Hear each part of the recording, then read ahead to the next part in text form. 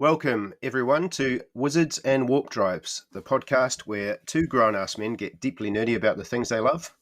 My name is Nacho, and joining me this week is Fred from How to RPG. Hello, I'm mostly here. There may be parts of me missing, but I'm certainly trying to be here as much as possible.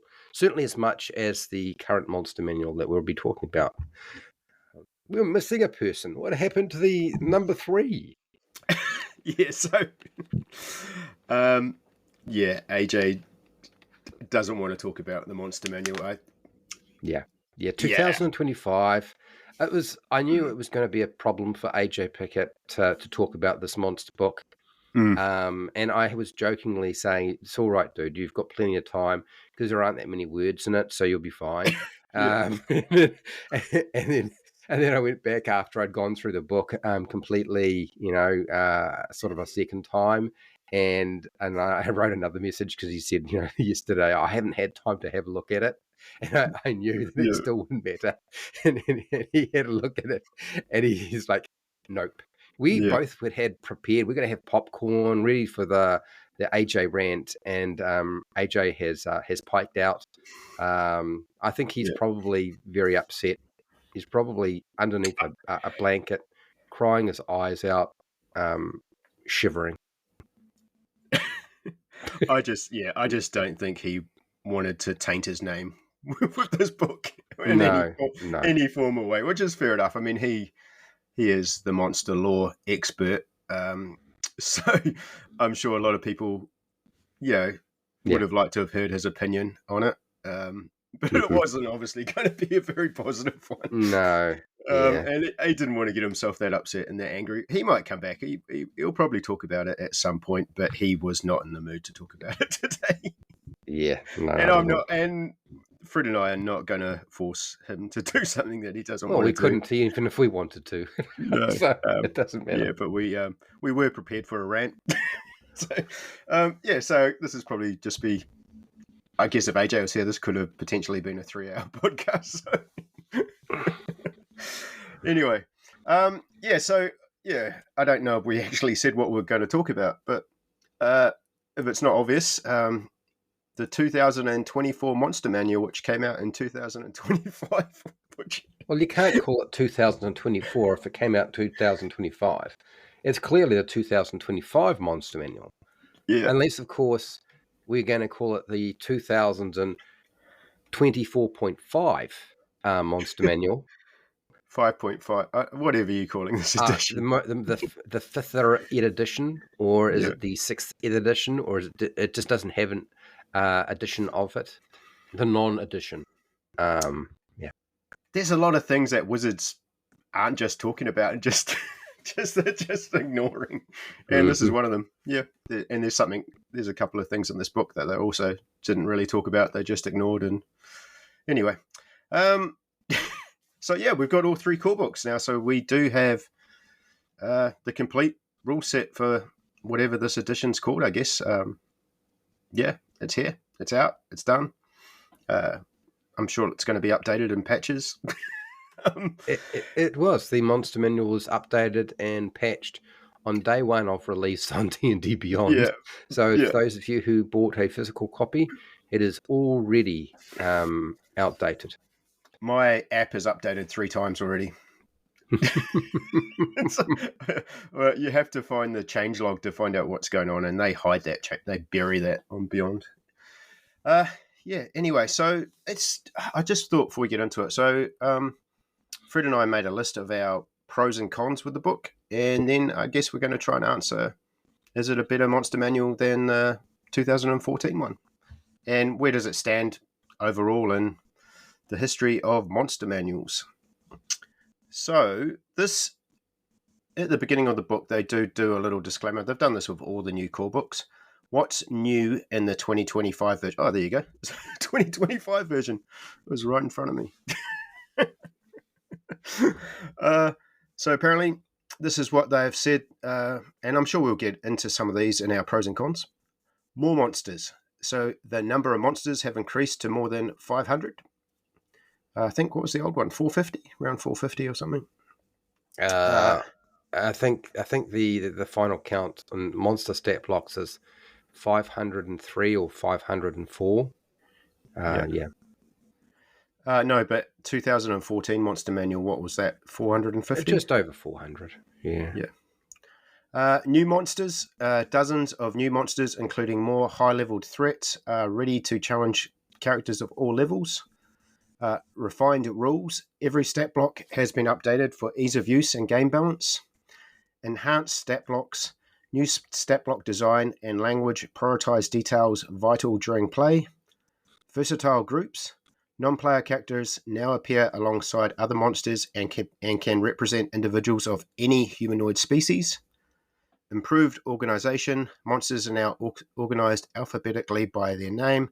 Variations on the same monsters are grouped together. Expanded lists. Appendix B collects expanded lists of monster details that appear in the 2014 Dungeon Master's Guide, and every monster in the 2014 Monster Manual appears in this book or has a CR appropriate replacement detailed in Appendix B. So that is their little what is different between this book and the 2014. Yeah, and some of this is accurate, and some of this is accurate from a very odd perspective. Some of this is just a bit of a fib, but Hmm. we'll get into that. I think the best way to do this is, because there's so much to say, is we do the positives first, and then we talk about the negatives later, Yeah, just so that people have got enough information on at least the beneficial stuff before we start talking about some of the other stuff. fair enough. So yeah, do we want to I lead off, or think is there something else we need to say first? no. I think how we'll do this is I'll say one of my positives. You say one of your positives. If it is something that we both agree on, then we can tick that off the list, and we'll just go back and forth until if there's anything left over. Okay. Fred and I don't know what our positives and negatives. I mean, some of your positives could be my negative, and the other way, and vice versa. Yeah. So I don't. Yeah. Yeah, I don't know. Heads up as well. A lot of my pros also have caveats of also being a bad. Like it's good, but it Yeah, comes at a I cost know of what you something mean. else. I Maybe. try to leave most of those to the very end of the positives, because yeah, it's hard to rather than talk about the same thing too many times. It's nice if you can just have a caveat, as you mentioned. Yeah. Yeah. Okay. Do you want to go first, or do you want me to go first? No, I think you're leading this. I will follow your lead. Okay. Streamlined stat blocks. Simplified stat blocks for quicker gameplay with automatic effects like poison applied on the hit. Includes the initiative stat in the block design, no alignment. I quite like this new layout of the stat block. I think So, it's easier to read, but I do have a caveat with it as well, which is in my my bad. But okay. yeah, yeah. So But I think what I found is there's definitely been a significant attempt to simplify the stat blocks that they have made. And they've tried to do that with all the monster stat blocks to make the monster mathematics easier to run for a dungeon master or game master. I think that's definitely what they've tried to do. I found there were certain parts of the stat block that I had no problem reading, and other parts where I don't think it had any real effect, or I think whatever effect they were trying to achieve was not achieved. So, but overall, I think there has been a significant attempt to make the stat blocks easier. That does not mean that stat blocks are in fact across the board simplified compared to previous monsters, because it's not always the case. But yeah, certainly an attempt to do so. one positive is I do like the stat block overview that they included into how to run the monsters. Just Right. So really they smart. give you the sample, right, and they break it down and show you where everything is. It's a very sensible thing to do. Yeah, Hmm. absolutely. There's nothing wrong with that. That is required in every monster manual, Yep. and has been in every monster manual. except for some of the early monster manuals where they didn't necessarily do that sort of thing. Or if they did, it didn't really feel like there was much information to help you sort of read the stat block. But anyway, yeah. Yeah, it's sad that you have to say this is a positive because this is something that should just be there. Should be standard. Yeah, Yeah, we shouldn't have to say that they have that there. It should be there. yeah. And it was in 2014. It just wasn't in diagram form. Mm. Yeah. All right. What's one of your pros? I'm going to start with the artwork. I think the artwork generally is great. Yeah. With some action scenes. I would say, from what I saw, the vast majority of the artwork includes either the monster in battle or in some sort of background scene rather than on a stark background or a watercolor blotch as a backing for it. So there certainly has been an attempt to make the artwork better and larger, which is a good and a bad thing, unfortunately, and certainly a bit more interesting. And artwork is an important aspect of any monster manual out of the three important things, which, of course, as you know, are monster art, monster mathematics, and, the stat block, and monster lore. And generally, it's a pretty much a home run with that one. Yeah, I've got art on there as well. Art should basically inspire a DM, and it does. It comes at a cost, though. So it also falls. It's another one that has a caveat for me. Yeah, I think the thing though, is monster art isn't just for a dungeon master; it is for the players. Yeah, because I've always found that players, when they buy a player's handbook, they will buy the monster manual, probably before they buy the dungeon master guide for the magic items, if they have plenty of money. The monster manual is the next one. Even if they don't transform into various animals or creatures in the monster manual, they want to have the monster manual there. yeah, Sometimes that reason is to transform into stuff, and sometimes that is just to memorize the stat blocks so they can fuck with the game and generally know exactly what the maths of all the monsters do, so that when the dungeon master makes an alteration, they can tell them that's not how that monster works, and then the dungeon master can say fuck off. But that's essentially it's one of the more popular books to have, even for players. Yeah. It was Monster Manual was always my favorite book to flick through as a kid. Yeah. So yeah, no, I think they've hit it out of the park with the art all round in the core editions. There's been a few bits that I don't like that are a bit too fluffy for me, but yeah, in a world where it's mostly now AI art, it's nice to have a book that has gone hard on, the art side of it, because it's something that doesn't get much love in books these days. So it certainly gets plenty of love in Wizards of the Coast books, but I generally feel like most third-party publishers are doing a pretty good job with art. And yeah, true. let's not be too cruel, because there's nothing wrong with the art in 2014. It was more than adequate to do the job. It really was. It didn't have to be. The monster didn't have to be in battle or in a combat scene or an environmental scene. The artwork was still superior than a lot of other stuff that we'd ever seen from other versions of the game. So, yeah, the 2014 was kind of like a mugshot, wasn't it? Whereas this is dynamic action scenes. Do you have sometimes? While we're on the art, do you have what's your favorite piece of art in the book? I think most of it. I would say 75% of the art for the monsters I actually think is kind of hardcore and gruesome, terrifying, evocative, a bit metal, and much more adult rather than the cartoony nonsense that we have seen before. But then there is that stuff that isn't so great, Yeah. But yeah, there's not quite as much of that as there is the much more adult sort of art. Yeah. I think I really, really like the bearded devil. I thought that just looked metal. The Colossus, but that blob of annihilation, Hmm. I love that. That's Yeah. just so cool. The Just that Blob of image. Annihilation reminds me. Do you remember the Ghosts of Mars? Or Yeah, there's another one. The Angry Red Planet is another example of mm, that art. It's basically taking the Blob movie 1950s with Steve McQueen and trying to IP it. Which good luck, because it's a bollocks move if you ask me. But yeah, that definitely stands out. Yeah, I yeah. agree.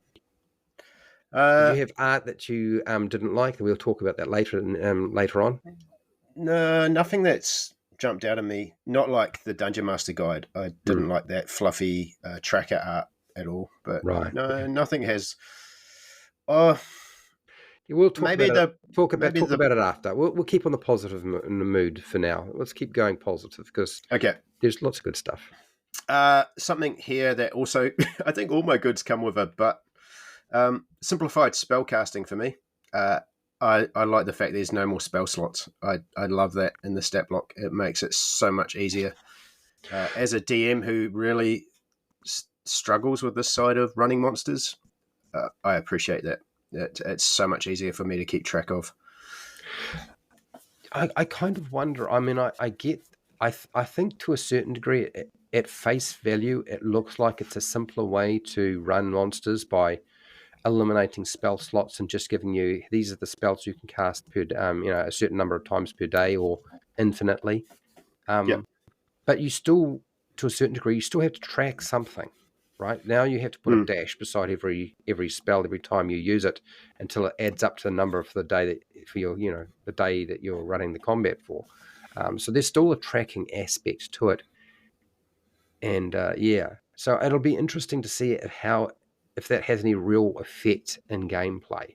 I don't think that's something we can answer yes or no, or say necessary right now whether it's good or bad, because we just won't know until you use it. I mean, I'm only tend to be tracking monsters during combat sessions. I'm not tracking them throughout an entire day. Yeah, but So you're never going to see most monsters beyond one battle anyway. yeah, so Yeah. to me, it's like okay, I can only use that once, and then that's done. Oh, I can Mhm. use that twice. That's done. So yeah, rather than like, do I have enough spell slots to still cast this half decent spell? Yeah, I'd like it. It's simple. It works for my brain anyway. Mm. Yeah. You? What's another one? Well, for me, I honestly think when you look at this monster manual, yes, this monster manual has more creatures or monsters in 2025 monster manual compared to other Wizards of the Coast books. Like out of all of the Wizards of the Coast books that have been put out, this has probably got the most number of monsters. Or should I say monster stat blocks? I don't know that we're necessarily talking about unique monsters, but there's definitely far more stat blocks in here. And that's a good thing to a certain degree, and it can be a bad thing as well. But I've noticed they have been quite hot in their videos promoting and saying that this is the biggest monster manual that has Mm. ever been created. By And Wizards of the Coast should be the they haven't caveated that. They've no. just said this monster manual is not the biggest monster manual that has ever been made for Dungeons and Dragons, because Advanced Dungeons and Dragons 2E had the monstrous manual, which has like 900 monsters, and the monstrous compendium had even more, which was basically a ring binder. Mm. They are far broader in the number of monsters you get compared to 2025. But in terms of what Wizards of the Coast has published since they took ownership back in 2000, yes, it is the biggest one for them, but it is not the biggest one overall. So that's a good thing. Yeah, I do like the more diverse, like that now that bandits, cultists, they have more. You just have more options. I do like that. I know it's a 4E thing, It's very much a 4E thing.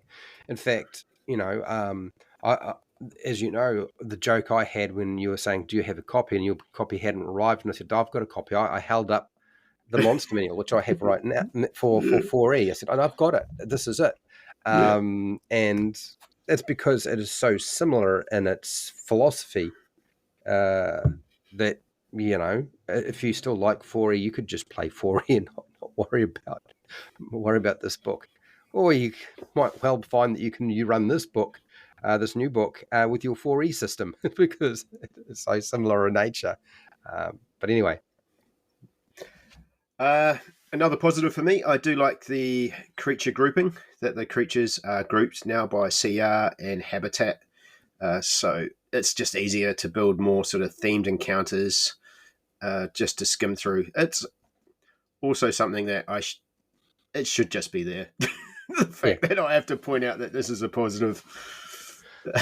So this is because they're this is what they took from the Monster Manual, no, from the Dungeon Master Guide for 2014, right?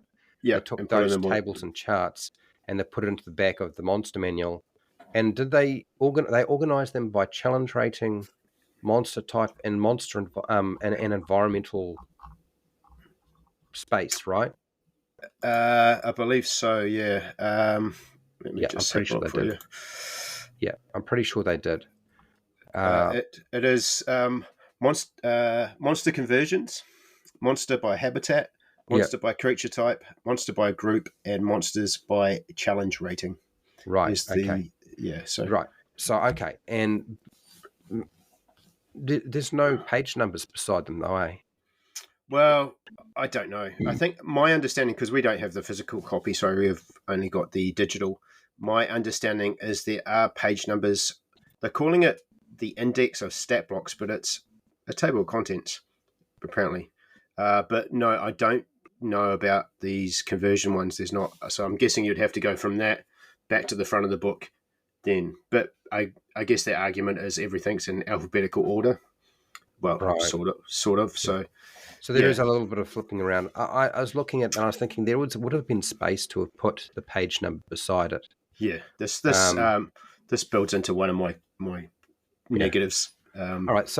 But yeah, but I mean, the reality is they've put the tables that people had said should be in the Monster Manual that were in the Dungeon Master Guide. They put it in the Monster Manual, so that's a good thing, right? Yeah, it's Yeah. a good thing. Like yeah, if I want an undead creature, I can just go by creature type. If I'm just looking for something based on my group's challenge rating, I can flick through that. If I'm, the guys are in a ice environment, I can have a look by habitat. So I appreciate that. It's makes it easier to work out more variety in your encounters. I guess it gives you the opportunity of like, okay, oh, I've never guys have never faced this, or I've never run this particular monster. It suits my challenge rating, or it's in the habitat the guys are in. Let's throw this in there. Yeah. So yeah, I appreciate it. It just yeah, it makes sitting down and doing your prep faster. But like I said, this should be in there by default. Yeah. this, It should have this, been there the first time around. Yeah. yeah, Absolutely. yeah. Like, So me, I think a benefit is that there has been some attempt to make the monsters partially alphabetical. The yeah, problem is it's done in a very bizarre way because the way that they've put all the monsters into an alphabetical order ignores normal referencing methods completely. yeah. So in other words, I either somebody doesn't understand who is doing it, how to put everything in an alphabetical order, or the marketing or executives told them that they had to alphabetize it a particular way, which ignores normal referencing methods that the entire world uses. Mm, Because monsters are sometimes grouped, like Modrons are grouped together, yet other monsters are not grouped alphabetically. Um, So yeah, all the dragons are alphabetical. So if you're looking for a red dragon, it's under R. If you're looking for a white dragon, it's under W. But if you're yeah, looking for any of the Modrons, they're all under M. So we're going to pick into one of my cons here. Yeah. Improved organization. Monsters are now organized alphabetically by their name. Variations on the same monster are grouped together. No, they're not. They're not. They're not. No, they're simply, yeah. So it's definitely, they've certainly attempted to alphabetize some of it, but they Yeah. haven't followed the same formula for everything. No. And I So don't I've got an example. understand. It's Yeah. very So confusing. I know this is supposed to be a positive, um, rather than a negative, but it's, I still think it is a positive, but it's in the most bizarre manner. I think ultimately, in the end, this way of making everything alphabetical just needed something else, and it wouldn't have been an issue. The only reason it is an issue is because something else is happening with this book. yeah. um, and that's more in the negatives. And if they had solved that problem, then the way they had alphabetized their monster manual would just be a positive, and there'd be nothing more to say. Yeah. Anyway, My example of that is Night Hag. That's under N. That makes sense. Okay, that goes with your alphabetized thing. Ogre Zombie. That's after under Z for zombie. yeah, So, like, make your yeah, mind up. yeah. And then you've got like Giant Crab is under G, Yeah. Oh, the not giants. crab. Anyway. Yeah, it's really strange the way they have sorted this out. And other publishers have figured this out, so I don't understand why they haven't been able to do this and get it sorted. But anyway, again, this is not a problem, if you had done something else to the book. But Yeah. there we go. Uh, Additional charts and content. I found they had added a lot of sort of encounter and random tables to quite a few monsters. I love random tables, so yeah, that's a big win for me. I like the madness of not knowing what this monster does and giving me a table right there in the stat block I can run. There's a few that do it. Yeah, yeah. So I really appreciate that. It's cool. I noticed that too, and they do. It certainly, some of them provide some inspiration and ideas. Those tables. Yep. Some of them are kind of useless, but a lot of them are potentially useful. I don't know how they're formatted in the physical book, but on D&D Beyond, they take up a lot of space. So I'm hoping the way that they formatted them in the physical book is not sort of robbed the page of too much space. But I don't know whether it has or hasn't, because I haven't seen the physical book itself. So there's no way to establish the site. It's not something I can comment on. Yeah, if it's keeping with the standard of the physical DMG and Player's Handbook, then it should be fine because the layouts have been really good in the physical books. Nice font, everything's nicely organized. I think that's something they really were careful with. But yeah, it is hard to tell when you just got the digital version. Yeah. Yeah. So me, I think the fact that this book has used a larger text size. Yes. Now, a large text size means less words in the book, but they have more pages in the book, and more other stuff as well. The type of text font is different, and I think they've tried to select a text font that is easy to read. I don't think there was anything particularly wrong with the text font for the Monster Manual, but I know a few publishers who've commented in the past that the older Monster Manual 2014's text font was not very good to read if you had old eyes and you're tired and stuff like that. And I think they have tried to find a text font that is easier to read and made it larger, which I appreciate because my eyes are old. I don't know that necessarily it is a huge selling point, but because how many people are my age or who have problems with their eyes needed to have a large text font, but it is there, and I think it's a good thing. Yeah, definitely. As we get older, I appreciate Yeah. bigger text. Yeah, that's been said from these books are so easy to read. Really, really nice and easy. One thing I appreciate as a person that uses D&D Beyond maps is now all the monsters have tokens. Just whereas before, if it didn't come with art in the monster manual, it just had a generic sort of faded out image on the token. So I do, I do like that. But that's only someone that's something that only someone who uses D&D Beyond maps and actually owns the digital copy of the monster manual can Right. appreciate. Yeah, so it's a very much a me personal uh, pro. It would never, yeah, it would never affect me because I don't run anything with maps and miniatures that much anymore, and I don't use a virtual tabletop. It's all theatre of the mind for me. So, um, not exclusively, but yeah, I don't even use a virtual tabletop. But yeah, if you've got a virtual tabletop, good to have tokens that are clear and legible. And I think the older ones for the 2014. How do they compare to that? So they just take a snippet of the existing art and put it around. It was very hit and miss. But say, for example, if the creature didn't come with a piece of art in the 2014 monster manual, all you got was like a generic token that was just grey with like a shadow image on it. Right. And you can't. One thing about Beyond Maps is it doesn't allow you to upload art and create your own tokens. You have to just use what's provided.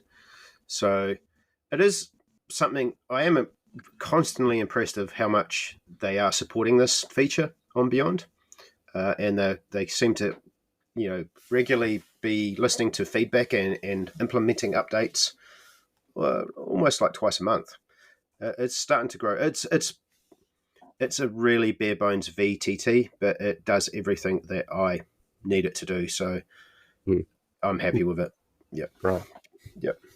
Okay. All right. Um, so is it my turn now? Okay. So I think monster abilities that use an action now are generally broken down to um, either an attack roll, a saving throw, but you don't have both.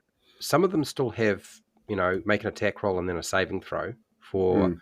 whatever the attack or special ability is. Um, but I think this is an excellent idea. I know that there have been a few people who have been very miffed and angry that the monsters don't have to make an attack roll against armor class, and then for a secondary effect like grappling you or a poison condition or a paralysis effect or whatever, they're annoyed that there isn't a saving throw. Yep. But frankly, I think the reason why they're upset about that is because they've designed their character around the older mathematics and abilities of 2014, which highly favored players and really essentially meant that monsters could not do shit. Like they just could not be effective because there were two stages they had to succeed on. And if they failed the first stage, you didn't have to worry about the second stage. But even if they've succeeded in hitting, there was the second stage. That means that the probability is that nothing that they ever do is really going to give you the full effect of their monster's special ability. So I think ultimately, I think a lot of the view behind this as being a negative is probably by people who don't make monsters and have no clue what they're talking about, or it's from people who don't they haven't made a lot of their own homebrew monsters. So it's not just I don't understand the mathematics of the game and how monsters are designed for this game, but also I haven't made any, but I want to talk about it like I do. Or it's come from probably an optimizer or a minimaxer or a power gamer who is now kind of shitty that the way that it's set up means that the monsters are probably going to cause their characters much more pain, which they should, because Yep. really monsters were pussies in Mm. 2014 and had continued to be pussies. And even with this change, it may not be enough to stop monsters being pussies in 2025. They Yeah. might well wind up being still too weak. So I think this is a good thing. It is how other game systems approach stuff. Is either you make an attack roll and you get lose hit points, or you get a condition as well, or there's some sort of secondary effect, whatever it might be, or you decide it's not going to be an attack roll, it's a saving throw. Or if it's not a saving throw, it's an ability check or a stat check or whatever the heck you want to call it. It's not a two-phase dice roll. So I Yeah. think this is smart. It is how I would design it. So well done, Wizard of the Coast. It's not always like this. Not all monsters are like this. And if they aren't, I think all monsters should be like this, but the vast majority are. Yeah. They definitely feel like they're heading more towards their challenge rating. Yeah. And a bit more deadlier, because that was one of my concerns with now the player's handbook with the player's options. They seemed a lot more, have they lined that up? And also, is combat just going to be super dragged out? So this is something that's going to make combat go faster by taking away an extra dice roll and just having, yeah. So, yeah, I agree. I like it. It's simpler. Yeah. Yep. It I should like be having faster. It Yep. won't speed up. I mean, ultimately, the problem is that making the monsters what the monsters do faster and quicker for a game master to do doesn't change the real problem, which is the players. The players are always the slowest out of everybody else, generally. Yeah. I mean, there might be an edge case where you've got a group where all the players are really fast and faster than the dungeon master, but generally, I've always found that the players piss around the most. One more positive. I do like that. I think they might have stolen this from Shadow Dark. I do like how underneath the monster title, it just has this little one sentence flavor, just briefly describing what the monster is. It's also a caveat as well, because they've sacrificed something else to do this, but it is cool. It's a little something just to okay. Well, see, here's the thing. I kind of understand why they've done this, but there's a reason why Shadow Dark has a description of the monster, and it's not usually a couple of sentences, a couple of words. It's not like one, two, or three words. It's a full blown sentence. And the reason Yeah. Shadow Dark does this is not because the game designers felt like they should have, as part of the word count for your monster, a description of the monster. Because frankly, providing a picture of the monster and then a description of the monster is stupid.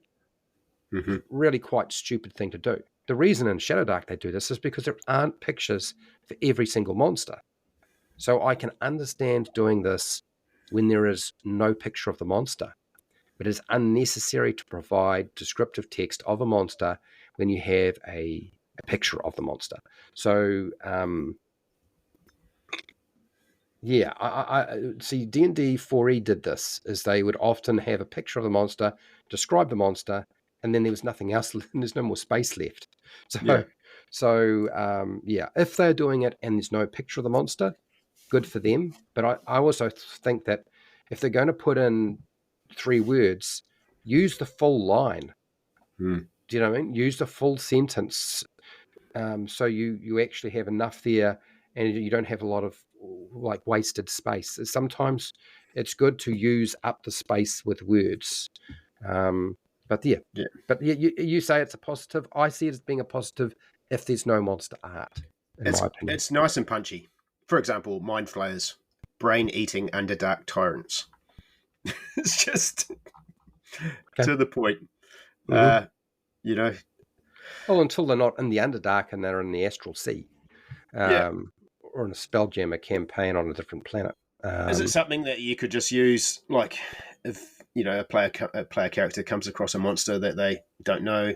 Can I roll a history check to see if I know what it is? You can just read. Yeah, I suppose you could. Or variation of. I guess.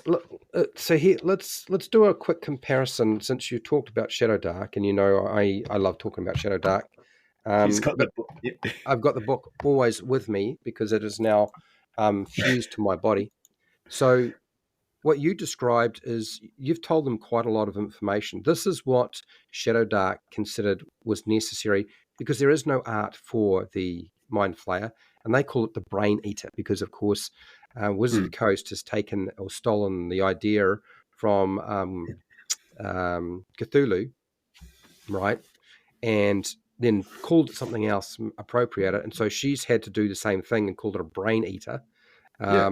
It's purple, gaunt humanoids with squid-like heads and 4 face tentacles. So that's a pretty good description.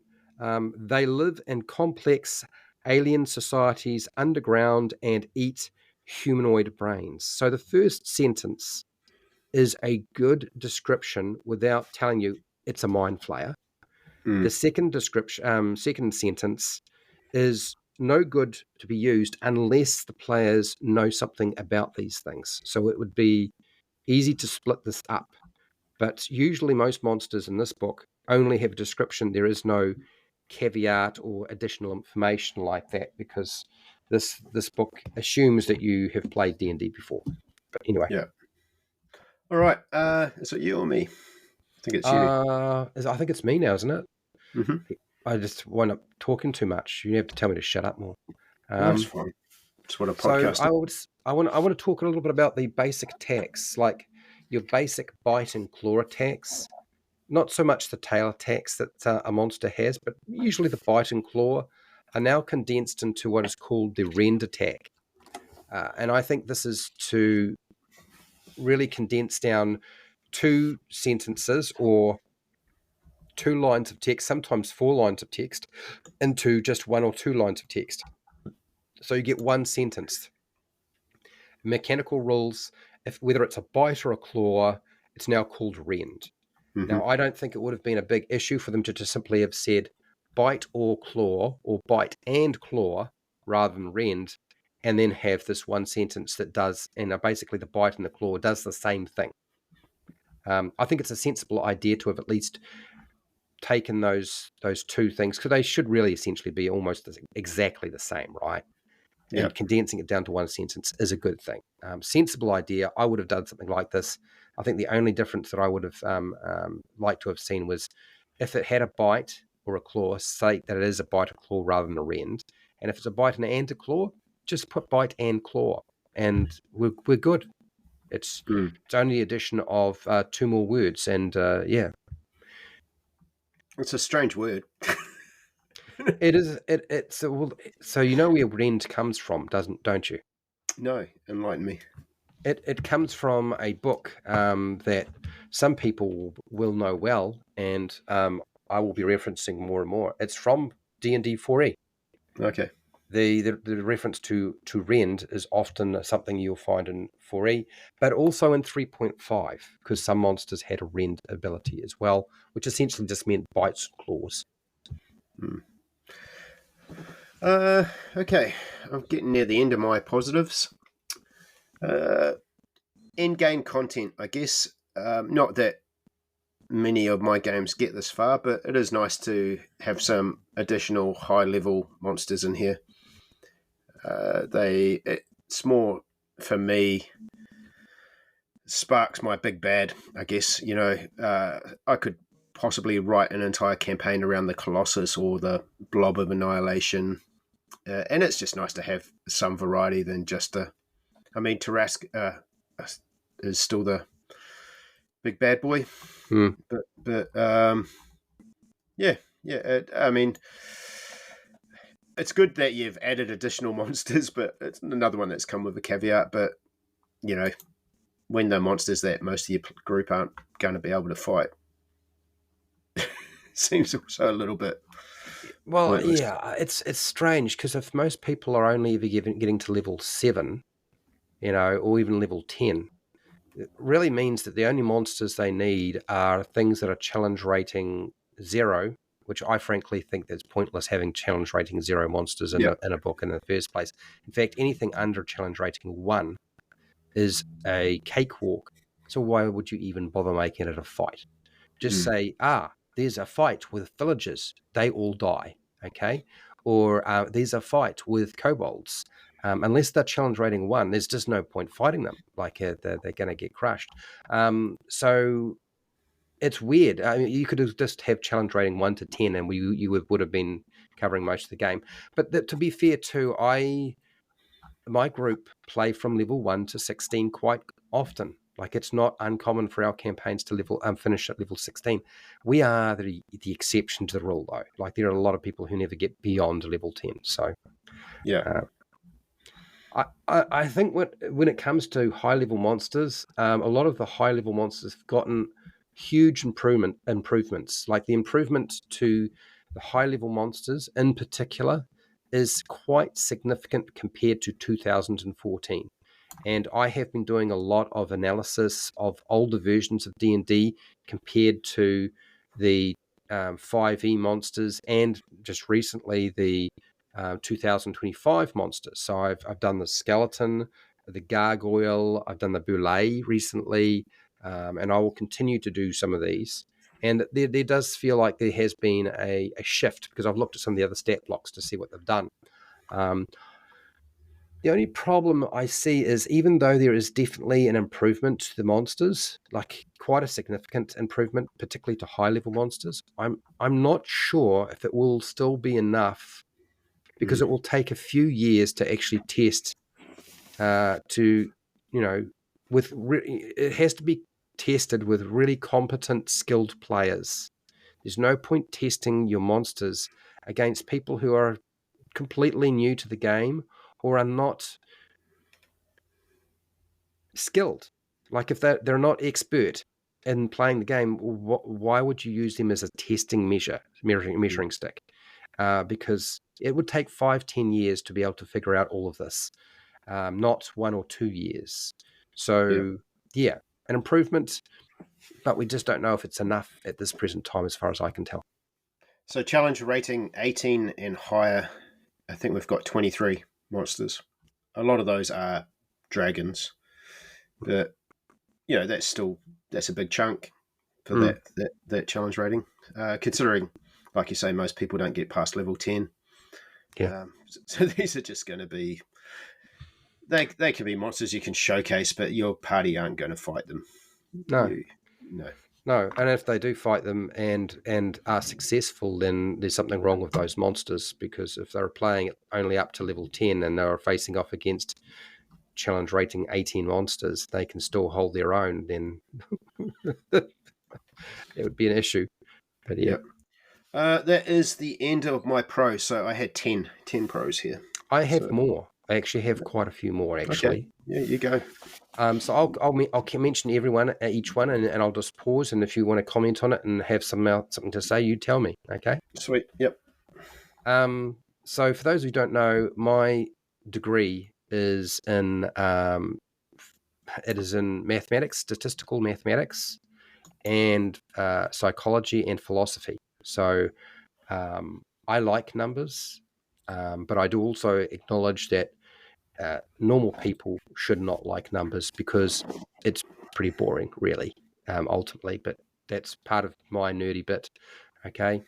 There are a lot of subgroups of the same monster with different levels, because Wizards of the Coast has clearly realized that their assumption about bound accuracy is incorrect. Now, the concept behind bound accuracy is that if we don't change the progression of the monster's numbers, so that as you go up in level, proficiency bonus sort of does that, but proficiency bonus is only attached to something like a skill or a saving throw if it is proficient in it. It isn't attached to, it's attached to an attack, but it is not attached to your defenses like armor class. It's not attached to every other thing that the game has. So it's bound accuracy. The idea being that a low-level monster will still be a challenge for a high-level character. And this is not true. Okay, it doesn't work that way, because Dungeons and Dragons 5e originally was never truly a bound accuracy system anyway. And if you don't have a true bound accuracy system, the monsters are bound, but the characters are not. And so unless the characters are bound and the monsters are bound, then bound accuracy does not work. But there's also another factor that I think a lot of people have not taken into consideration, and that is rolling a 20. Rolling a 20 on an attack roll is an automatic hit. It is a critical as well. So that means that it doesn't matter what level you are, as long as you are able to roll that 20 on the 20-sided dice, you will hit the target and you'll do critical damage. But a critical hit from a low-level monster is like a flea biting you Mm-hmm. compared to a Tarrasque doing a critical hit. So there is a very big difference to it. It's the only aspect of bound accuracy that works. So even if they had truly made a bound accuracy system, which I think would have been better, it still would not have done all the things they assumed would happen. So what they've done is they've taken a monster like a cultist, and there are different levels of that same monster. And I think that is definitely a plus for people who wanted that, knowing fully well that if I want to run my adventure and it's not level 1 or 2, and it's like level 10, Yeah. then really the cultists that I had just weren't going to be cutting it. Like they're just going to be mowed down, right? Yeah. I've got a funny story about that, to be honest. All right, let's hear the funny story. So that was, I said I was hoping to test out some of these monsters on my Friday night game. Yeah. I went with the cultist because they were raiding a Cult of the Dragon camp. And I decided, I would put a variety of cultists in this camp and go, oh, cool, I've got these new stat blocks to play with and test out. And my players completely talked their way through it. They decided to raid the camp by pretending to be actors and putting on a play. And they just rolled really good like performance and persuasion and deception rolls. And there was not one single bit of combat in the 3-hour game. So is that when they have to infiltrate the camp? Yeah. Yeah. And Horde of the Dragon Queen.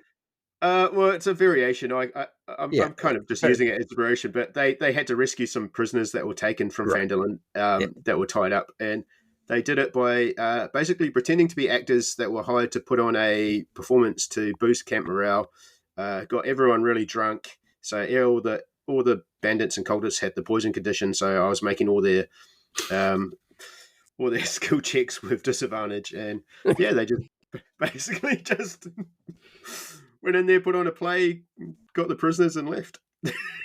Well, I mean, if you've based it off the camp raid or the camp chapter from Horde of the Dragon Queen, I used to run Dungeons and Dragons Adventurers League as a local coordinator for the North Island and a bit of the South Island as well, and that was a normal outcome.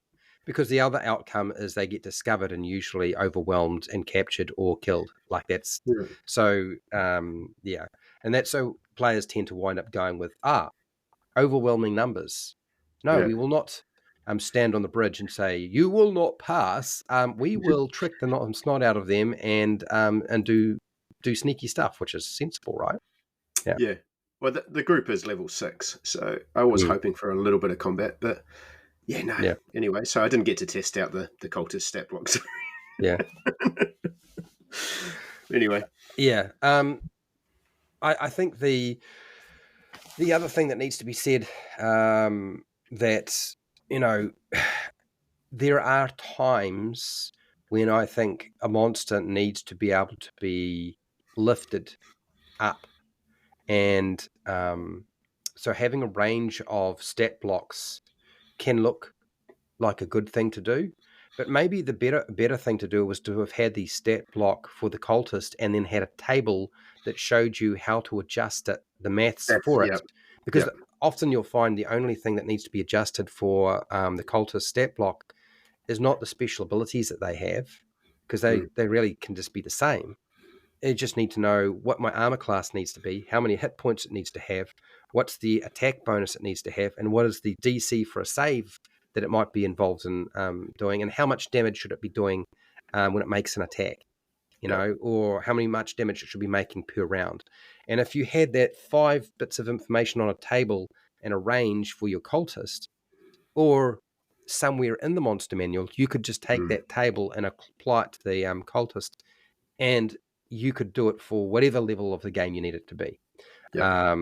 But that doesn't exist. But it would have been That a good idea. was one of my cons was some advice on how to adjust CR ratings for monsters yourself. Yeah, What? Yep. because it would have taken up less space, right? But Mm. anyway, we're supposed to be heading into the still into the positives. The animal lords. Like, did you notice the animal lord from Advanced Dungeons and Dragons has been Yeah. included as a new monster for 2025? Yep. It is an unwieldy stat block, and I probably would find it very difficult to run myself. And I am very experienced with 5e and modern D&D, and this is quite a monster to deal with. Like, it's it's set up so that the stat block covers all your bases, so you don't have multiple stat blocks. It's just one stat block, so you have to kind of read through it. You might have to. It would probably be easier if you to photocopy it and just line out the stuff that doesn't apply for the animal lord you're running, Mm-hmm. because it's all there in one stat block. It's quite overwhelming at times. So this is a benefit of using D&D Beyond maps now, because one of the recent updates, when you click on the token, it brings up the stat block next to you, Yeah. and you can just click on the appropriate thing. It rolls the dice. It takes you to the spell description if need be, and whatnot. So this is something now that this is something that's possibly fallen into my con side as well. This feels like monsters like this feel like they've been designed to run for someone using digital tools rather than physical tools. Yeah, if you were to run this just pen and paper, yeah, that's a bit overwhelming. The step blocker, so but it is a challenge rating 20 monster, so Yeah, it's a you high know, level monster, but look, I mean, I think a lot of, and this is the case really for this isn't just 2024, 2025 Monster Manual, like mm, 2014, largely, certainly the more complicated monsters is more designed around a digital platform. mm, So is 4E designed around a digital platform.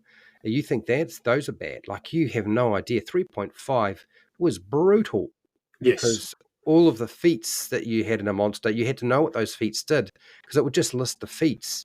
You wouldn't even know what the damn feat was unless you memorized them. It was so difficult. And then the spellcasting monsters in 3.5 was really tough as well. So mm, this is indicative of Wizards of the Coast always seem to be making a game that is more suitable for a digital video game than it is as an analog game. mm, I don't think that Wizards of the Coast is capable of comprehending this concept, because for the last 25 years, they have not figured it out. And I don't think they ever will, unfortunately. yeah, Yeah. yeah. Legendary monsters. So Oh yes, legendary monsters now have gotten rid of the 2 action economy or the 3 action economy cost for their legendary actions. mm, When you were going to use legendary actions with a legendary monster, which you could do at the end of another player's turn, right? You would get 3 legendary actions. But some of those legendary actions was not going to just burn up one of your legendary actions. It would burn up 2 or 3 because it was really powerful. That is gone. That cost has been gone. So now when you use a legendary action, it uses one legendary action, and that is it, which I think is a much smarter and cleaner yeah. way to do it. Going to cause so much less work and hassle for a dungeon master. So good I'm change. I am going to actually add that to one of my pros. It might tip Yeah. my balance. Mm. Okay. The other thing I noticed is that damage resistance is mostly gone, Oh, this. which I think is absolutely wonderful. It's good because it reduces the player and the dungeon master's workload. Mhm. And it's already a highly complicated game as it is. And damage resistance, I understand what damage resistance is trying to do. I understand what the concept behind it was, and it feels like there's a place for it. And in older versions of the game, there was a place for it as well. Like it did come up, but it didn't come up as much as it's come up in 2014 and 2025. They've taken a lot of that away. So the problem with damage resistance is you would do damage, and then if the monster had damage resistance, the player would tell the game master what damage they did and what type of damage it was. Then the dungeon master had to take that number, halve it, and then round it down, of course, then deduct it from the amount of hit points that remained on the monster.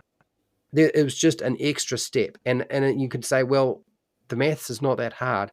But when you're playing late at night and you're playing for a long time, it's a bit of a grind. And damage resistance often was around bludgeoning, piercing, and slashing damage. Yeah. How often does bludgeoning, piercing, and slashing damage come up? Way too fucking much. Because everything It's had damage resistance to that. another thing you had to ask your player like as well. Oh, I Yeah, had it. What kind of damage does that weapon do? yeah, Okay. yeah. It's And then another step.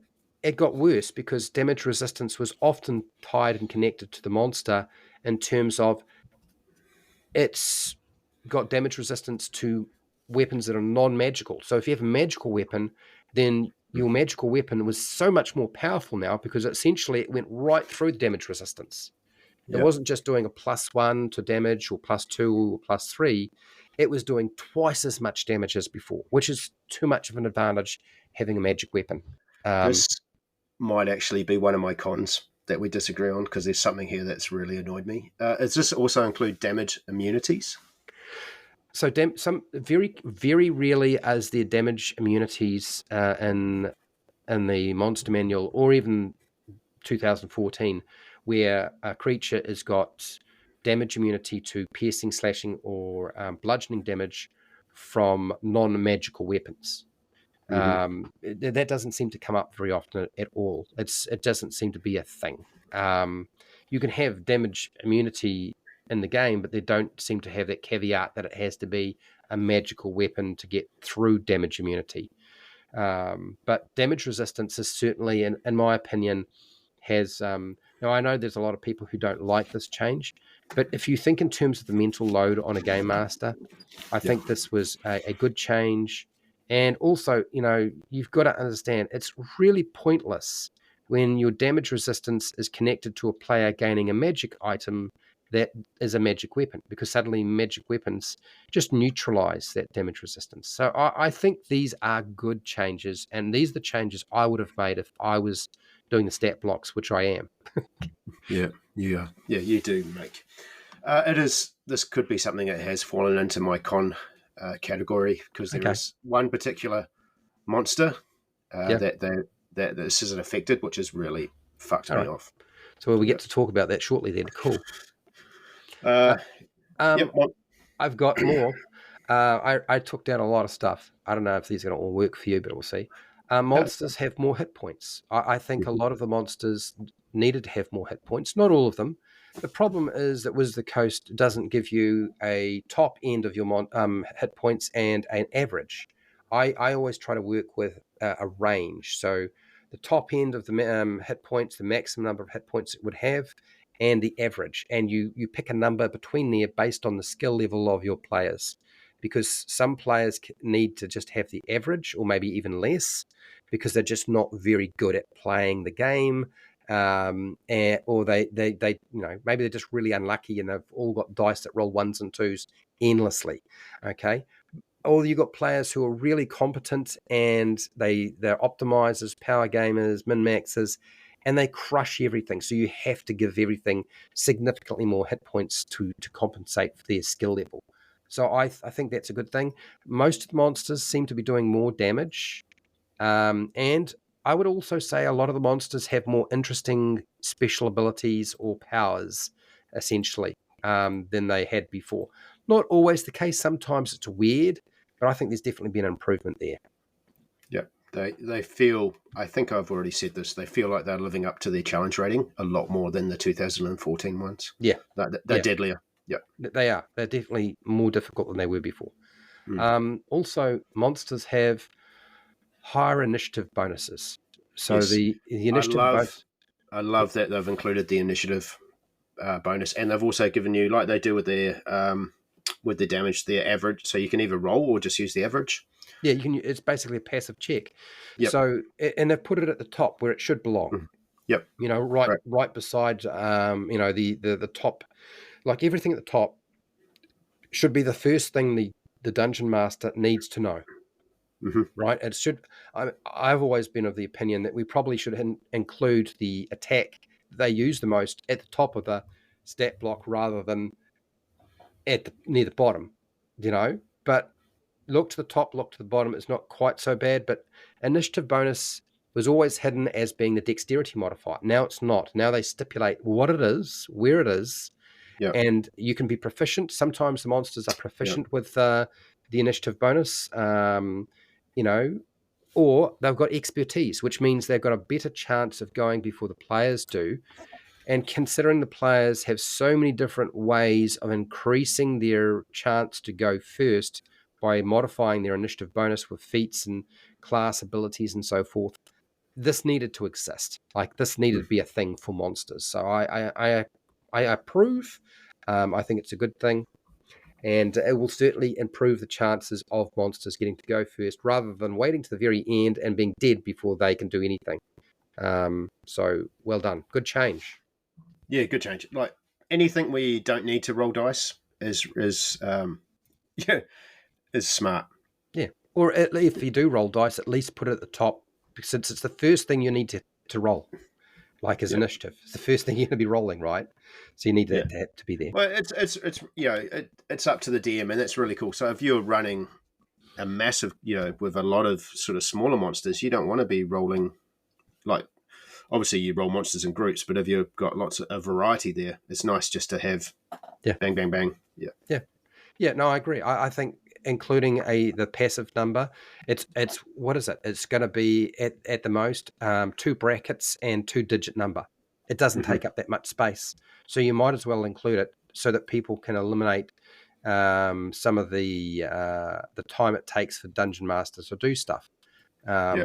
But then again, if we were smart, we would be doing the same thing for the players and just having a passive initiative instead of them having to roll dice, which frankly, if they apply that to the players, that would be a much better change than the dungeon master, Yeah. in my opinion. But anyway, So so this is a good improvement. I think it's worthwhile. yeah. There's a lot of new monsters in the 2025 Monster Manual. I would say caveat being there are a lot of variants of it on existing monsters too. It's very D&D 4E design. Even though you get so many more stat blocks, you're not really getting completely unique monsters. You are getting variants, but there are some completely new monsters in here. So that's good. Yes. Yeah, and it's nice, like you said, it is for E inspired. Yeah. It's nice to see the Goblin Hexer come back. Always like that. Yeah. Yeah, I mean that's there because Jeremy liked the Goblin Hex. I don't know if the Goblin Hex is necessarily the most amazing monster, but No. whatever. If you look at the monster manual, you'll notice that there are certain monsters that get more love than others, and it's probably because people working on the book like those monsters more than others. I think that's probably what's been going on here.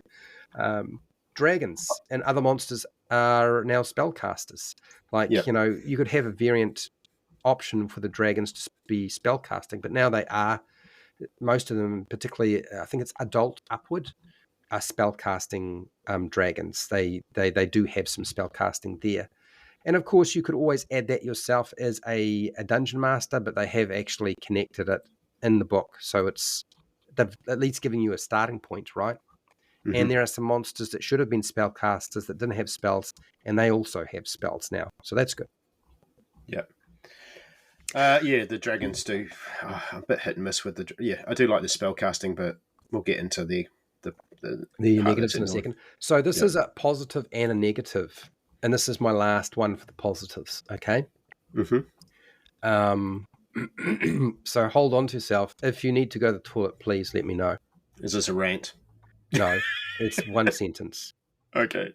The design team has finally acknowledged that modern players and dungeon masters don't really read books and have reduced the number of words required to read in this book.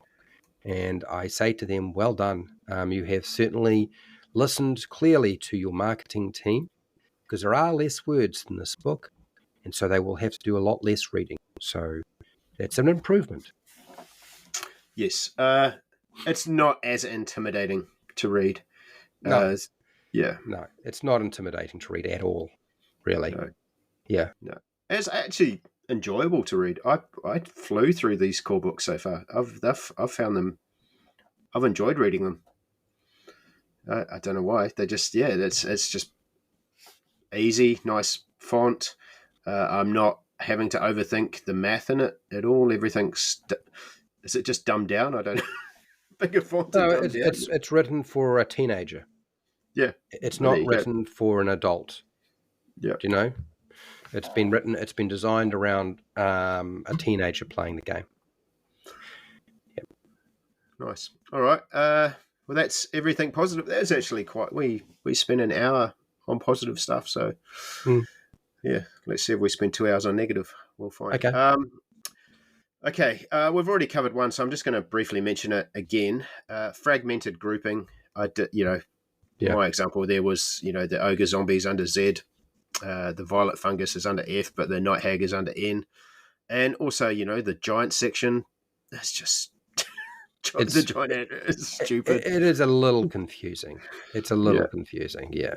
The G section of this book is huge now because of that. Lore. Well, sparse lore. They've obviously gone with artwork. Focus more on the artwork. A picture paints 1,000 words and all that. Yeah. But there is, fuck all lore in here. So, yeah. Yeah. I would agree. I mean, there's so little lore left. And so, even when they do have words that are supposed to be the lore and narrative aspect or story of the monster, sometimes it's just describing the monster. Or somehow they've managed to get through 2 sentences and they've told you nothing about the monster that you wouldn't have known. Like, it lives in the water. And you're like, seriously? I can see from the monster it probably lives in the water. And from my general knowledge, I know that this thing lives in the water. It's not great stuff. It reminds me again of 4E.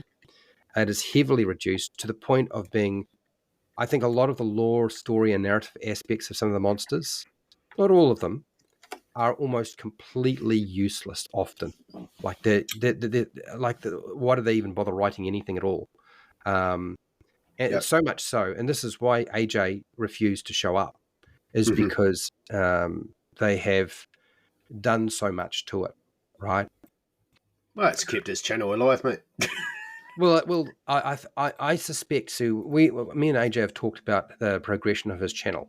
He's not in the same place he was in the past, so he doesn't make as nearly as much money as he used to. And of course, that was because he got angry with Wizards of the Coast and stopped doing D&D monsters. But there just isn't the same sort of traction. I think this will result in a lot of those people who apparently Wizards of the Coast believe do not read words and read monster lore or have any interest in monster lore. I think they're going to start looking for videos. Mr. Rex, Dungeon Dad, and AJ comes up more often than not when you're looking for monsters, even though he is much smaller than they are. I believe that he's probably going to get a renaissance. I think he's going to get a huge uplift in the number of people looking for videos talking about those monsters, since there's nothing really there in this book. So I know they've included the lore glossary in the DMG, but is that it was a waste of time, that lore glossary? It was lost on most people. It's a one-time read. I've always found that I wind up rereading sections of monster manuals that have narrative story more than once, because there's enough paragraphs that I can't remember everything. I think the lore glossary for me felt like something they mentioned so they can still hold the copyright. Yeah, on a lot of things. Yeah, exactly. Yeah, I think that's very much true. Yeah. But also too, I mean, when you look at the lore section of the monsters, in fact, the lore of the monsters has not just been reduced. I mean, that's a very, very significant red flag. Yeah. But they have significantly changed the narrative of monsters that come from Greek mythology, legend mythology from different cultures, because of course they've appropriated every monster there is under the sun that is No open to Phoenix, that. which is AJ's Yeah, most no hated Phoenix. monster. The Phoenix Yeah. does not exist, and for those people who believe that Phoenixes do exist, no, it's not a fantasy creature. It's not a real creature. That's why it doesn't exist in this book. I'm being facetious, but yeah, they have definitely looked like they've tried to significantly change the narrative of some of these monsters so they do not fit the traditional view of that monster, Yeah. which I don't know that necessarily is going to affect everybody, but I also think they may have missed the point that there's a reason why people like using those monsters in their games is because of the old legend and mythology behind them. Mm. It's obviously, this is my caveat to the great art, because this is the sacrifice. They chose art over lore to me. Yeah, Yeah. yeah, they did. Yeah, I think Mr. Welsh was saying that art in a book, the key layout that you want for your monster in modern books is one page for a monster, Hmm. with a quarter of the page for the monster art, with half the page for your monster lore, and with quarter of a page of a stat block. And instead, I think primarily what I can see so far, and I've only got the digital version, but what I see is more half a page of monster art, quarter of a page of stat block, or maybe more, and then quarter of a page or less of lore. Hmm. That is probably a bit too much one way. Yeah. It is certainly not the norm in the industry. They have certainly gone against the norm in the industry completely. Okay. One of your. My negatives. Okay, so I think I think too much the 2025 Monster Manual is repeating the Dungeons and Dragons 4E Monster Manual, as I've kind of pointed out before, because in my opinion, and I've had this discussion with a couple other people, I think the 2025 Monster Manual would have been the worst Monster Manual in my category in terms of how I see it, if it wasn't for the 4E Monster Manual. Because I think the 4E Monster Manual, out of all the Monster Manuals that have ever been made, is probably the worst one. Because it is focused on the mathematical stat block. 4E did not focus necessarily on the art, but it did have half-page art sometimes, but that wasn't a common thing. They more often found themselves focusing on stat blocks, and I think that is the one of the biggest issues that they have is stat blocks are large, they're complicated still, and really, I reckon that one of the big factors that turned people off from playing 4E was the monster manuals were so shit. And I don't know why they try to repeat that style of book, because it was not successful. And the people who were involved in 4E, the lead designers are still there. They were there when they made 4E. They were part of it. Well, Jeremy was there. I don't mm, understand why he's gone with this. It's really weird. James as well. James Wyatt's been James, quite. yes, James was still around when that was being done. Mm, Chris Perkins was around. Like, there's no fucking excuse for it, mhm. and they've done it. So that's one of my biggest peeves with them about this Monster Manual. Yeah. Another one of mine, I'm going to just include this. It's two, but I'm going to just roll it into one. Was two things that I was super excited for. Yeah, Actually, it's kind of like three things, I guess. Three things that I was super excited for that they promised that I ended up being quite disappointed in. The first one's the loot table. I when they said they were including loot tables, because my players always search bodies, always like are looking for loot. So I was super. I thought we were going to get some really cool random tables. It's just vague, man. It's lacking any details. It's unclear. It either just says none or any a lot of the time. Yeah. So it was just disappointing to me. Um, the other one was the tactical advice they promised on running a monster. It was this. They've really just gone with this one shoe fits all approach to that, which is, if a monster has multi attack, just go with your most powerful abilities first. Basically, is what they're telling you. Yeah. This is how you run it. I thought they were going to do this with pretty much all the monsters in the book, or all the major monsters. But they've just gone with this 3 lines in the beginning of how to run a monster, and it's one shoe fits all approach. Yeah, it's almost a nothing burger, really. I had marked that down as a big problem for me as well, because I had a discussion with a few people about how much space does it take to describe how a particular monster, since every monster is going to fight differently, because it's not good enough to just use the most powerful ability. You have to know how to use it in the environment that you're fighting in. Right, there are some caveats to this. How much space do you need to describe most monsters and how their tactics would work? Now, in older versions of the game, it could be a paragraph, it could be a couple of sentences. I still think it can be done in one sentence. So one sentence would have given you the monster tactics. This was almost non-existent in 2014, and here they say they've done it, and they really haven't done it.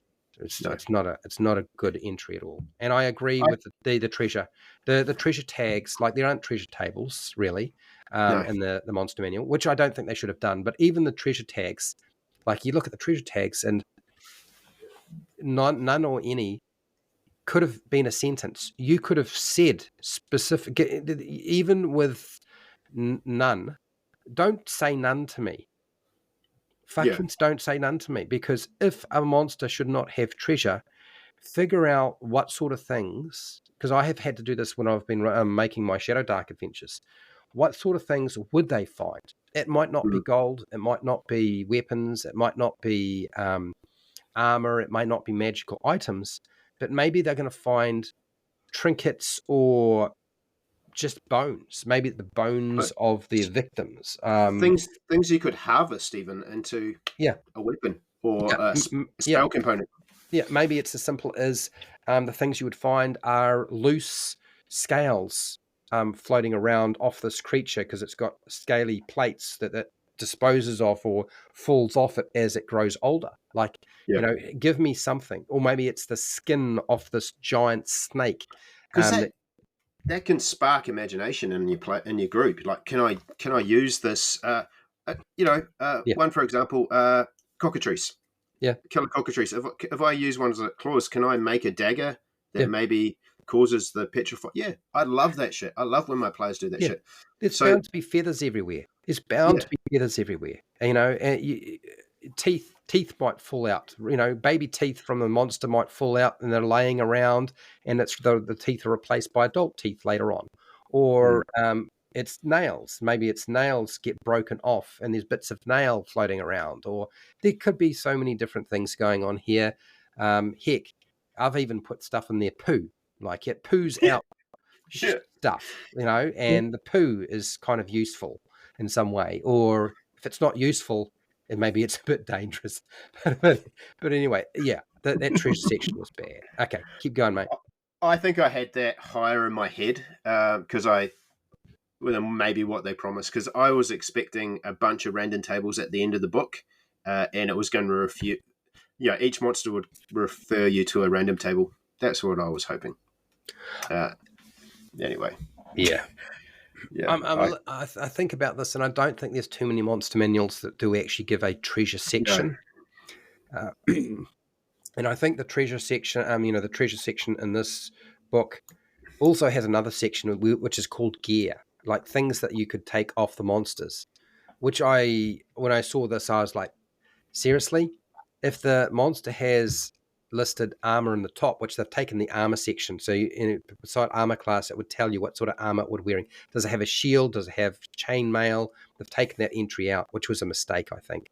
And they put in an entry. This is the gear it has. Most monsters don't have gear, and if they do, then that's the gear that the players can get off them.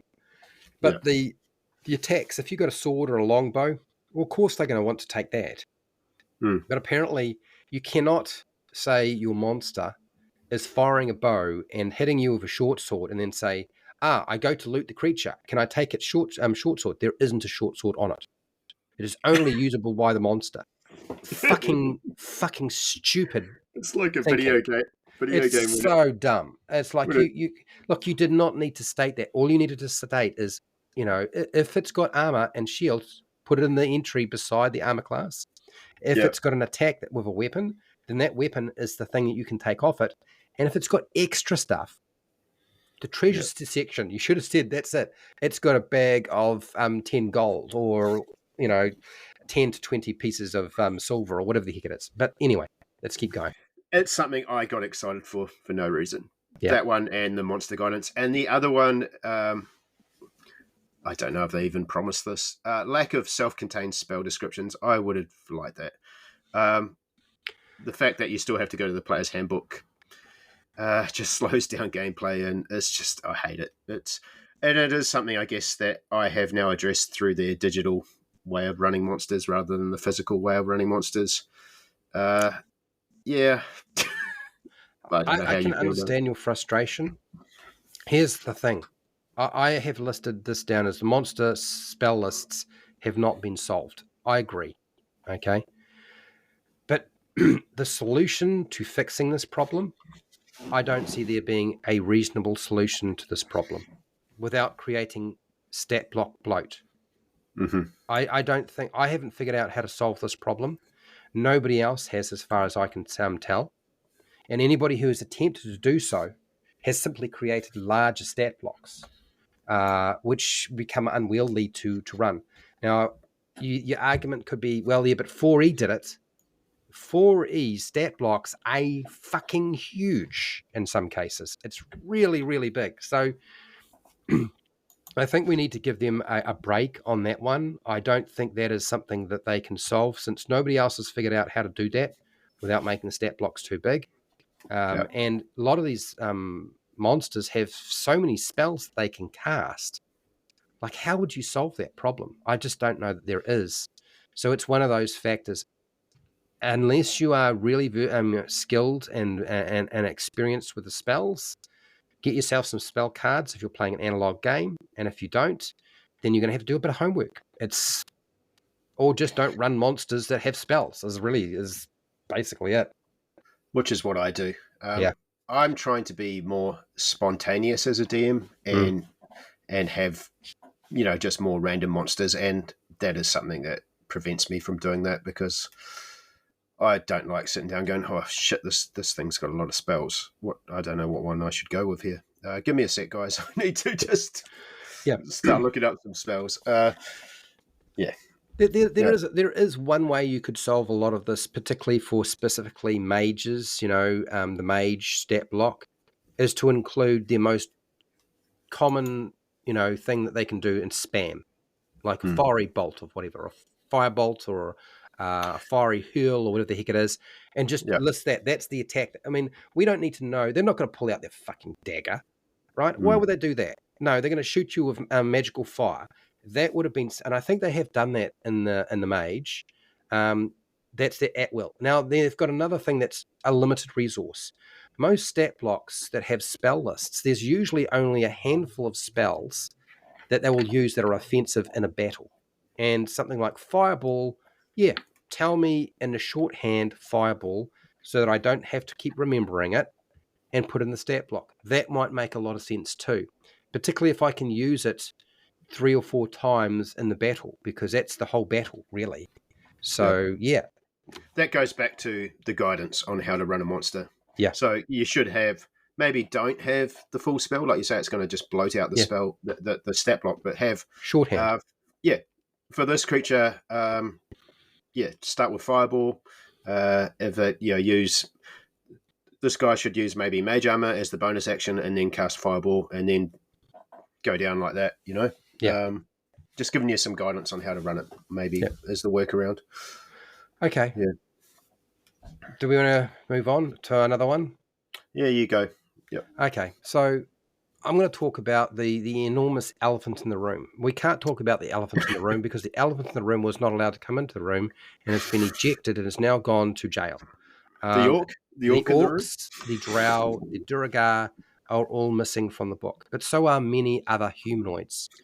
And this is really due to Wizards of the Coast's fear of the tabletop role-playing game community and the very outspoken individuals who probably don't even play the game, Mm-hmm.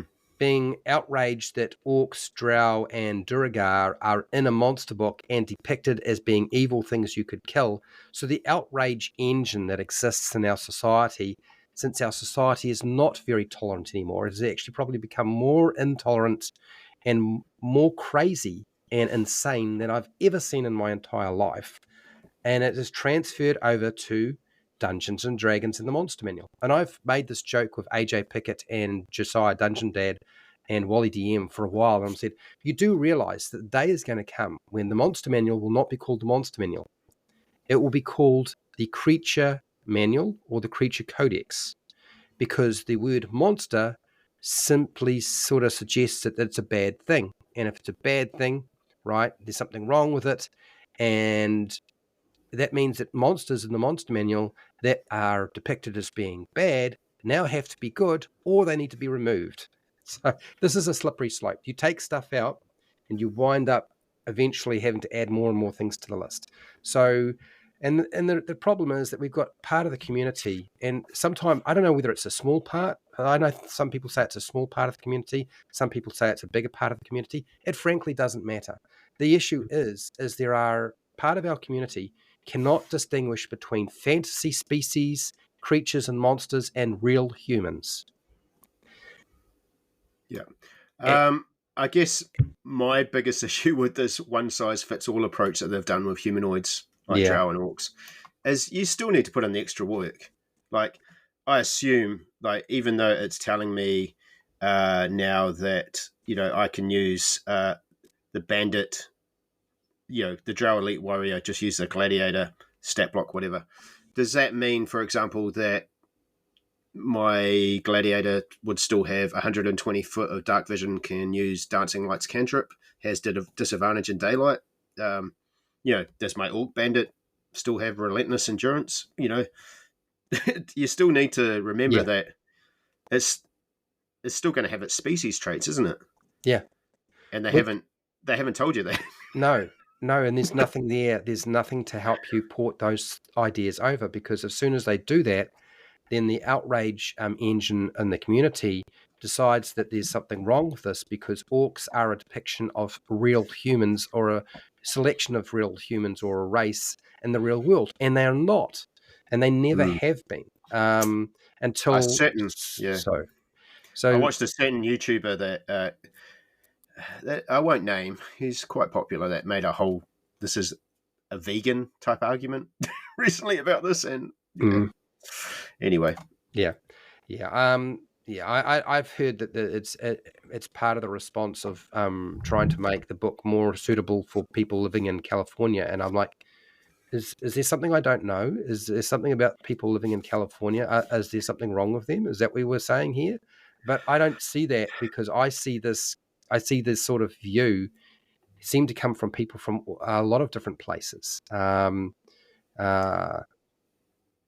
I mean, but it doesn't. To be honest, it doesn't like affect my games, because I was thinking back, how often have I actually used drow and orcs? Apart from maybe Lost Mine and Fandelver, where I only had one drow and I kind of betrayed him as a rogue. yeah, In Dragon of Icespire Peak, I actually portrayed the orcs as being displaced, and my party ended up siding with the orcs in that game because of that, because they yeah. But The so, problem is probably not your game. The problem is other people's game. So, for example, the most common monster for me would be goblins, and the next one would be orcs, right? Once we mhm, get beyond level 1, I definitely we're looking at orcs. And then drow, not so much myself, but I know a lot of people, their monsters that they tend to use are the orc, the goblin, and the drow. The yeah, drow, very popular as a monster. Um, but then the drow also incredibly popular as not a monster, but as an ally. mhm, So the removal of some of the humanoid monsters, I think, was stated by Wizards of the Coast as being needed because the player character options now include those particular monsters as playable options, and we do not want. I think they seem to believe that people will get confused if you can have the monster in the monster manual, but you can also play that monster in the player's handbook. That the orc that they play in the handbook is not identical to the orc that is in the monster manual. Do you know yeah. what I mean? And But I mean, they made shit like goblins playable, yeah, um, yeah, and yeah. Well, Conqueror, they did. Tengu. That's right. You know, But it's not in so the core rule book right now. And I think that you're going to see a lot of this tending to happen where they're going to give them a strange name, and it might be a small green individual. I don't know. Maybe it'll be called a green fart or something like that. But and I think the other thing they have said is they're trying to be more sensitive to the modern tabletop role playing game community, which again I have sort of viewed as a response to the madness of our current world, who simply cannot distinguish between reality and fantasy anymore. Um, it kind of shits on a bit of like iconic monsters and established lore, doesn't it? And yeah, I'm guessing Out of the Abyss is no longer a backwards compatible book. I, I don't know. I mean, who knows? Unless, of course, it probably is in your group, as long as you don't get authorization from Wizards of the Coast or somebody in Yeah. the community who doesn't like that sort of thing. I mean, AD&D, for example, had humans, goblins, gnomes, halflings, dwarves, elves, all as monsters in the monstrous manual for AD&D second edition, right? And they also had those options available as playable options in the player's handbook. Those Mhm. things were there, but they were also listed as monsters. But apparently we can't do that. We are not enlightened enough to be able to handle that, which is weird because it should be going the other way around. But anyway, let's move on to the next thing. Yeah, I'm not going to get like on my high horse about this. I'm not. It is on my cons because I just don't understand why. I mean, did you think it was smart for them to? I mean, there was no conversation. Well, They didn't. I don't think they can have a conversation without it getting out Yeah, of hand. I think yeah. honestly, the people who have an issue with it are quite unwell. Like there's something wrong with them. There really is, and um, you can't talk to. I've tried to talk to some of these people, and it's Hmm. quite clear to me that they actually view me as being some sort of racist, Yeah. and misogynist, 50-year-old white guy who's backward, grognard, who's a piece of shit. And I'm like, you're such a reactionist person. Hmm. Like you and me, for example, Nacho and AJ, we can have a conversation and disagree, Yeah. and we will still talk to each other the next day. Yeah. And We're fine. you could not do this with some of the community that I've come across around a fucking game Mm. with fantasy creatures in it. It's really strange. So I think it's a Yeah. great thing in some respects because it leaves it open for third party publishers to make all this stuff. Since Wizard of Yeah. the Coast left it out, I have every intention of making this stuff, and I know Yeah. every single third party publisher will be doing exactly that now. So Yeah. Arguing with those people is like pissing in the wind. it So is. It's very yeah. much so. Yeah. My thing. I'm just my last sort of piece on this is.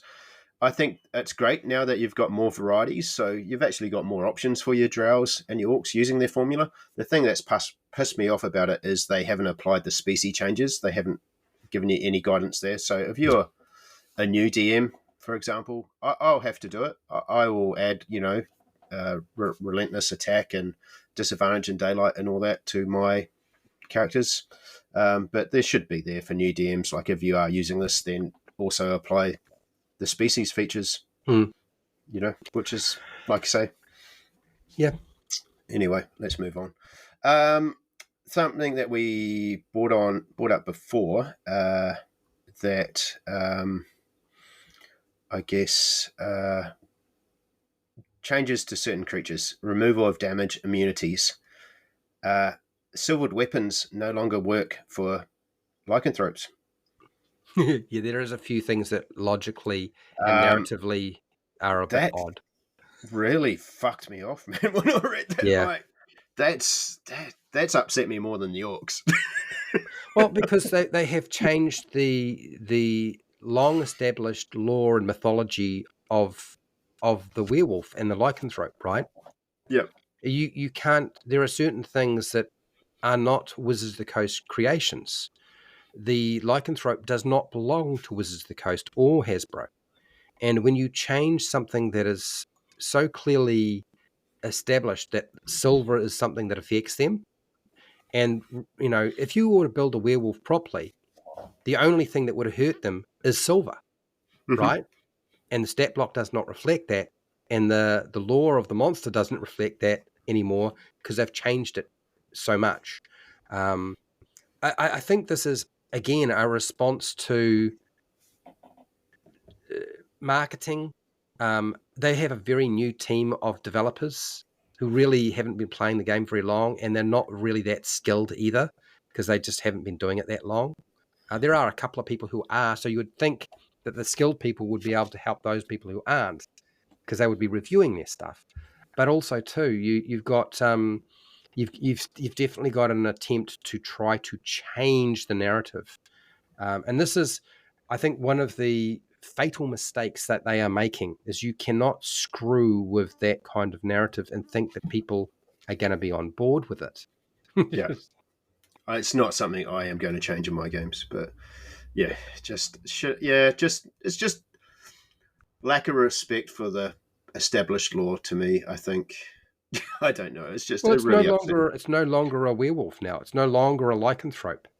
Yeah, It's a hairy animal that just happens to look kind of like a humanoid, but they decided to keep it because this humanoid is apparently not related to a real human in the real world. So yeah. until it is, and it will eventually be, but I guess not yet. I probably use lycanthropes more in my games than I do orcs, so maybe that's why it's upset Yeah. me. Yeah. I always have like factions of were rats Mm. kicking around. I've only got two more Go for it. cons, mate. The other one is the digital updates. This book it's already, like we said, already received 2 or 3 updates, which has really enforced my fear of Hasbro's digital over physical mentality and just applying this get it out there and release a patch video game mentality. Mm. That's kind of pissed me off. It does feel like it is a digital book, more so. Which is, I mean, I've got both. I'm going to have both physical and digital because I like still having a physical book. But yeah. And the last one for me, which is good for you, and It I is. probably I wasn't expecting it anyway, but no homebrew guidance, no guide or formulas for how Yeah. to make monsters for DMs, which is, the stuff that's missing is possibly a positive for you, Wally, and AJ, because Well, they're all fields that you specialize in. yeah. So, so maybe it's a good thing. But yeah, I don't know if they have ever really gone to town on this. But yeah, just adjusting the CR rating would have been nice for a few things, or just giving you some guidance there to make your own monster. I mean, it's a creative game. Inspire Mm. the DM to be creative. But anyway, they're my two last sort of cons. So let's talk a little bit about the monster creation, because there are no rules in the 2025 Monster Manual that really allow you to make monsters. And there's nothing in the Dungeon Master Guide either for 2024, which is probably where it should be. Hmm. I don't think it should be in the Monster Manual myself, not unless you're really smart. And Wizards of the Coast is not that smart. If it were me, I would have it in both, right? It would be in the Dungeon Master Guide and in the Monster Manual. And I would have guidance on how to adjust an existing stat block, which doesn't exist in this book. If you need to change it up because your players have memorized the stat block and you need to make changes on the fly fairly quickly. And there are ways of doing that fairly easily. A lot of, like Shadow Dark has got that, for example, a better version of D&D in my opinion. But and that's only on a couple of pages of all things. Like it's literally a digest size. But other game systems have done that. I have actually done that myself, and I will be releasing a monster manual in the future. I don't know when, because it's a big job, right? It takes a Hmm. long time. But I think these are a couple of reasons why they have left out monster creation rules for 2024 or 2025, the monster manual. And I think it's either one of these or all of these. I suspect it's probably all of these reasons, but these are the reasons I suspect that we're having a problem. Wizards of the Coast doesn't want people to make their own monsters, because instead they would prefer them and want them to buy the official monster manuals or monster books that they will put out in the future. Yeah, I And think if that's you provide the rules to people so they can make their own stuff, yeah. well, there's a chance that if it's simple enough to use, they won't even buy the monster manual for 2025. They will just make their own monsters, because if they've got an older monster manual book, whether it's 5e, 4e, 3.5, AD&D, they could quite possibly rebuild the monster from stuff they have already got in their library. Especially because they do have a homebrew sort of thing on Beyond. So I guess if they release the formula and then they've also given you the engine Yeah, to make it, yeah. yeah.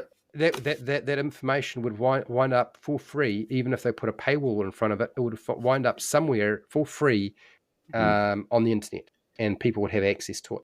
Which means that they can make their own monsters. Now that's for people that dungeon masters, game masters who are making their own homebrew stuff, and a lot of game masters beyond year one, or even sometimes even 6 months, start making their own monsters. It's quite a common thing. Magic items and monsters, Yep. maybe adventures, but monsters and magic items are pretty high on the list. There's another reason I think that maybe this is also happening, and that is kind of related, and that is I think Wizards of the Coast fears the third-party publishers quite a lot, Oh, you and think? that they do not want to give them the monster maths in a table that is easy to understand and read and establish how they build monsters, because it would lead to the third-party publishers again making a better monster manual, monster book, or monster stat block than they have, because they've done it before. Yep.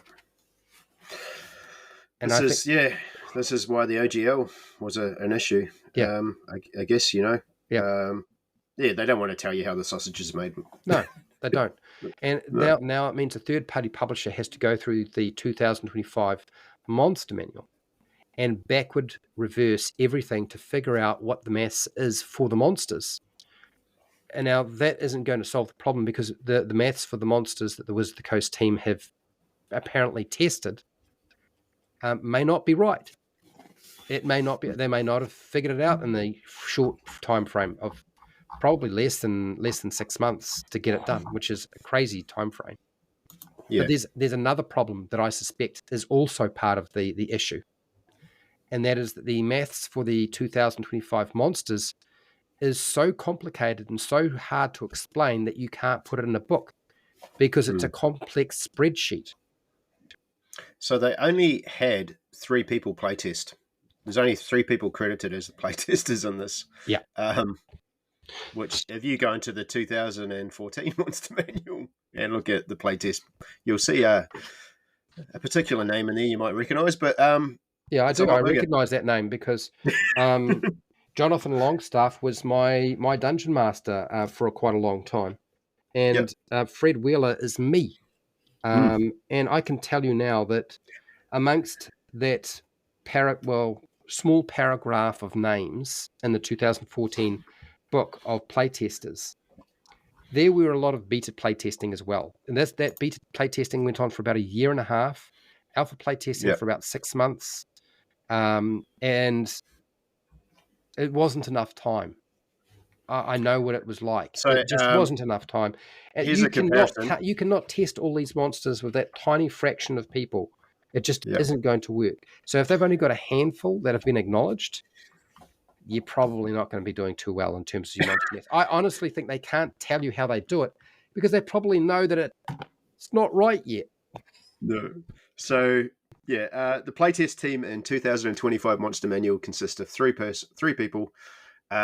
The playtesting in the 2014 Monster Manual was provided by over 175,000 fans of D&D. Yeah, that's just the beta playtest. The alpha playtest was closed doors. They are acknowledged in the Monster Manual for 2014. Yeah, But that's a very small group. But we started off with a much bigger pool before that. Yeah. That's crazy. Anyway. Yeah. I have a few other things that are negatives. Not a huge number, but there still are some here. Okay.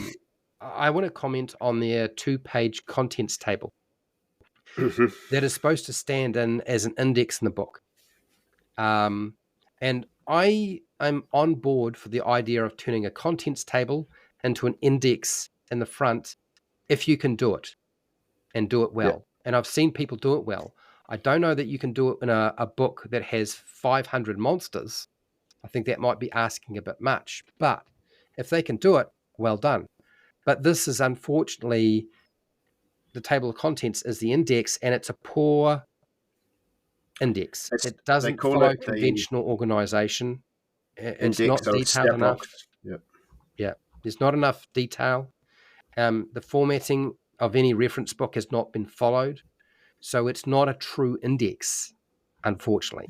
Because in a true index, if you had a monster and it said Red Dragon, there would be an entry for Red Dragon in the index, in alphabetical order in the index, right? All contents page, which we have right now. But you could also go to Dragon, and it would list all the pages where all the dragons are. Yeah. And they don't do that. And you would do the same for groups of monsters. So if you're dealing with something like, what's something they haven't grouped together? Demons and devils are no longer grouped together, right? So if you were looking for a particular demon, it would list all the pages where you could go to find demons, right? But they don't do that in this. So it's not really a true index. It is just a contents page in its current form. Oozes, another one. Yeah.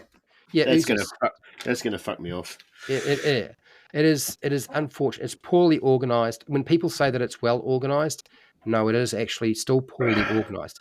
Is it better? Like let's ask the question: is it better organized than the 2014 Monster Manual? No, because you have a contents page, and that's grouped, right? So does it have an index in the back that lists all the monsters by name? So if they're grouped together, you can still find it. Oh, fuck. Oh, there is an index in that book. It's 2 pages long, and it's covered in artwork as well. And they could have put that down into 1 page, essentially, if they weren't running out of page count. Oh, so this thing does actually have an index. Like, this is a reference book, and this is not how you make a reference book. Yeah. It's going to be weird. I mean, I wonder, just because this isn't obviously our first monster manual, and there's a lot of muscle memory of where it would go in the book. So I don't know this compared to this being someone's first monster manual. Is this going to be easier and make more sense? Because I'm still going to be I'm still going to be thumbing to L. I'm still going to be thumbing to O for my gelatinous cube. So even if you were going through the contents page to find what you wanted, right? Yeah. It's still not going to help. I honestly don't think it was the solution. I think they should have gone with a standard formula, table of contents, index in the back. Index in the back lists everything Mm. that you need.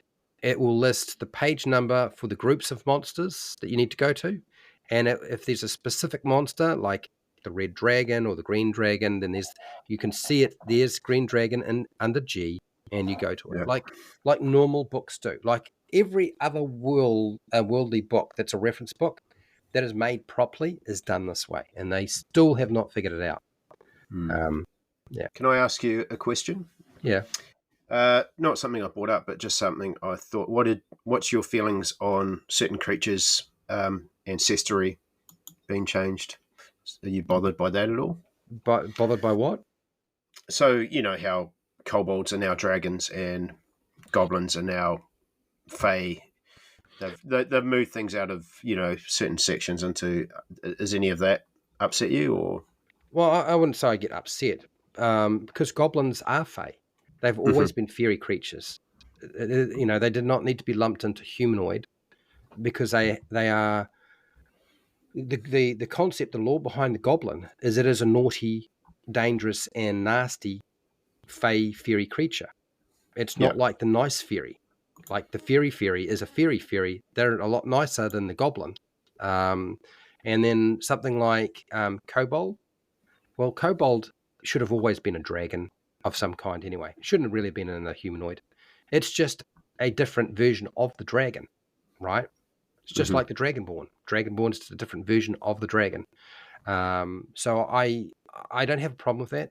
I think I have an issue with some of the monsters that have been classified into um, types that don't make sense, like elemental for some of the other monsters just don't fit.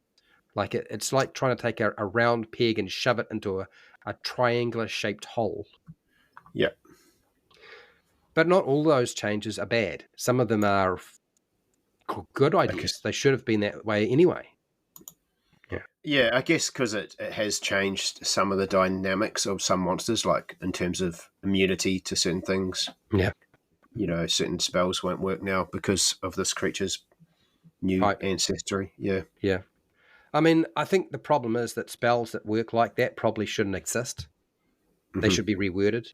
Spells that sort of like it only affects humanoids, like Charm Person. Like, why is Charm Person going to be only effective against humanoids? Like with Yeah. Charm Person, we're calling it Charm Person. Charm Humanoid would make sense. Charm Person, it's only going to work. It should only really work against humans. That's it. You've got nothing else you're going to use it against. It's like Charm Monster. Unless you're dealing with a monster, it shouldn't really work. But anyway, those designations are minutia, and for me, I don't really care too much about them that much. But there are some other things that this book does not do well, and that is lair actions have been removed from the game to make the game easier to run for a dungeon master who would have to deal with lair actions. Lair actions take place at initiative 20, and you'd have 2-3 different lair actions you could select from, some of which you could not repeat since the last turn. So there was a lot of choice, a lot of brain used. There was a lot of potential paralysis taking place, and I think that is a shame because it was an interesting mechanic that you could use or forget or not use if you didn't want to use it. You didn't have to use it, but it was good to have it there. Would it take up more space? Yes, it did. It definitely took up more space. But it meant that you could have a way of using a legendary monster, because lair actions only worked with legendary monsters that had a lair. And you could use your environment to have an effect. So if they lived in a lava volcano, then you could have an environmental effect where there was geysers of lava and heat coming off the environment that would affect the player characters. I Yeah. honestly think that this was a mistake. It hasn't been removed completely. Some of the monsters still have it, but the vast majority don't. I think they should have included lair actions for monsters that have lairs that are legendary and only given you one layer action. So there's no multiple choice going on. Yep.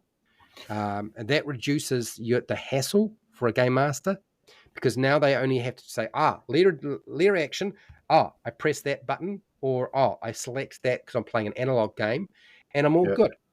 And then we move on. And I don't have to try to remember whether I used it last time or not, and whether I'm allowed to use it this time. That would have been the smart way to go. And it also means that if you don't want to use them, you don't have to use them. You can just leave it. It's the Yeah. same with regional effects. Like regional effects, there were too many regional effects in 2014, but they've kind of mostly removed regional effects. Not with all monsters, but the vast majority. I think there's only a handful left that have a regional effect. Yeah.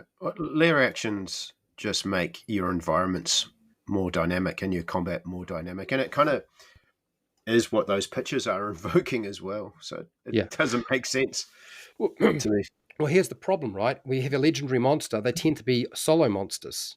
So the only way to make sure that a solo monster or a legendary monster doesn't get absolutely smashed to bits and wailed on and obliterated in the first or second round is to have a lair action and have minions, or just one of those. Or we could have both of those. So you have three different things you have to control. The lair, so make it easy, and you have minions, things you hit once and they die. Okay. But most of the time they're going to be taken care of by fireball and area effect spells that can rip through low level monsters. And then the players are primarily going to focus on the legendary monster. That is how you would make a combat and situation more dynamic. And they have removed one of those aspects. And, for one of the things that probably 4E did too much, but we should still have, is if you have a legendary monster, a big bad, does it have minions, and what are those minions? But we don't get told. It's only a couple of words. Literally, dragon, minions, kobolds. That's it. We got it. Okay, I got to give them... Or drakes. Drakes are another one, right? That you don't have to use that many words. You can talk in Yoda form if you like. Okay, so that's my thoughts on that one. Damage immunity to piercing, slashing, and bludgeoning damage is mostly gone. I mentioned that before. And this is done to not penalize martial classes, because the argument has been, and I think primarily from people who are optimizers, min-maxers, and power gamers, that having damage immunity to piercing, slashing, and bludgeoning damage when you're playing a martial class sucks balls. And it does.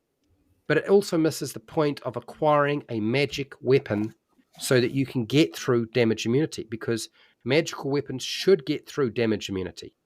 There should not be a damage immunity that cannot be overridden by a magic weapon. That is not a smart design goal or a process. So I actually think that this change is not a good change. I think this is not going to work. You don't have to apply damage immunity to every single monster, but there are certain monsters that should have them. Yeah. No, that's... Yeah, no, give your barbarian a berserker axe if he's sulking, mate. Yeah.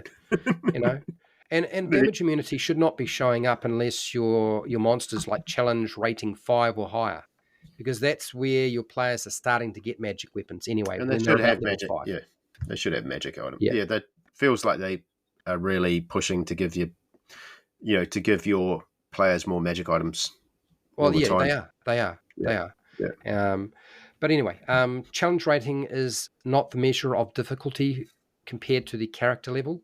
So it's not like you can pick a challenge rating 1 monster and that would be the appropriate difficulty for a character of level 1.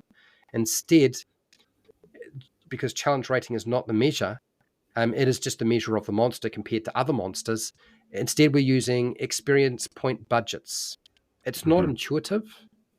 It probably won't work, because I don't believe that they have tested it enough to establish it as a concrete, workable mechanic in the first place. And most systems tend to have, at least a table that tells you if your character level is level 1 to 3. Yeah. Then this is the highest challenge rating or level of monster you should throw at them. And this is the range between whatever it is, between 1 so one and... thing 3 or whatever. One thing they've done, I know I keep harping on about Beyond Maps, but one thing it does when you put your monster tokens in, it does actually tell you if this is going to be a easy, medium, or deadly encounter. Yep.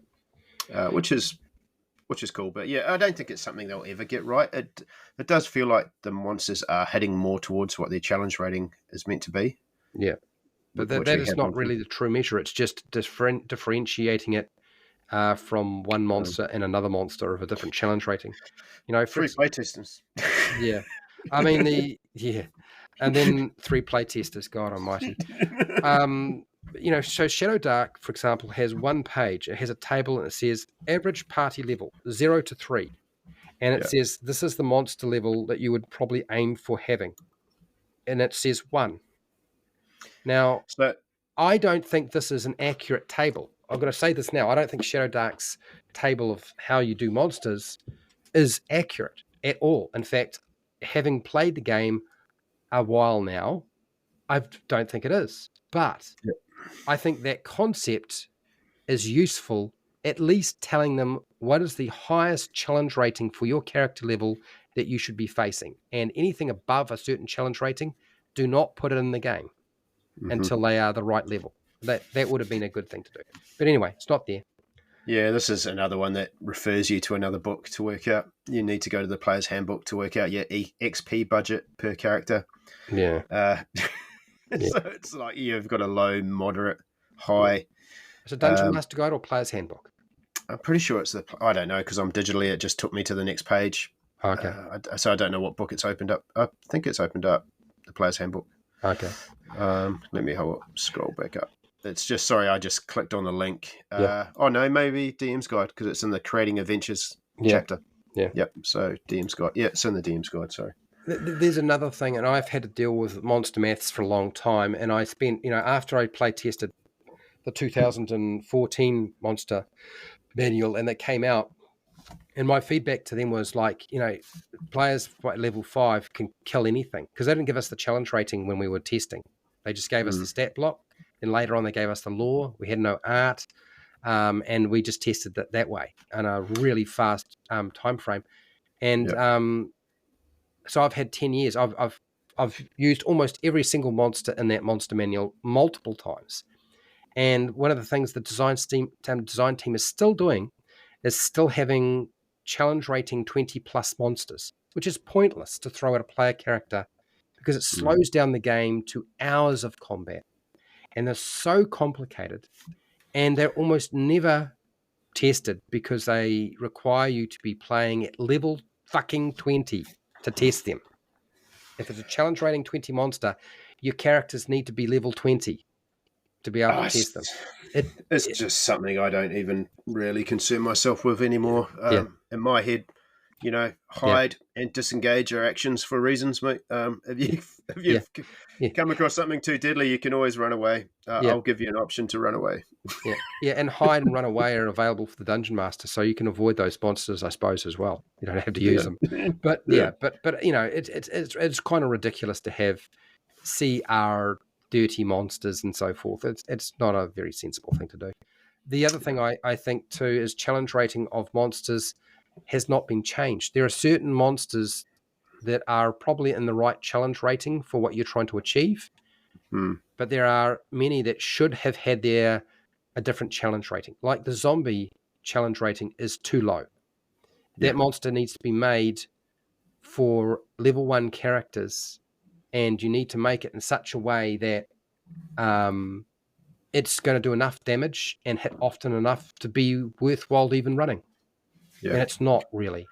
And Zombie's always been a shit monster to me. Yeah, it is. It's a shit monster because the challenge rating is under 1, and it all it does is crap. It doesn't even have a special. It doesn't poison you in some way. You don't contract the virus, the zombie virus, or the zombie disease, or the zombie negative whatever, or the zombie possession, because the evil soul has taken over the corpse. When it dies, it goes after yours. It doesn't do any of that. Jackalware is another one. Jackalware is terrible as a stat block. It is so low in terms of challenge rating, and it's so dangerous. Mm. Um, I do. I did like the swarm of fuck. What are the hands called?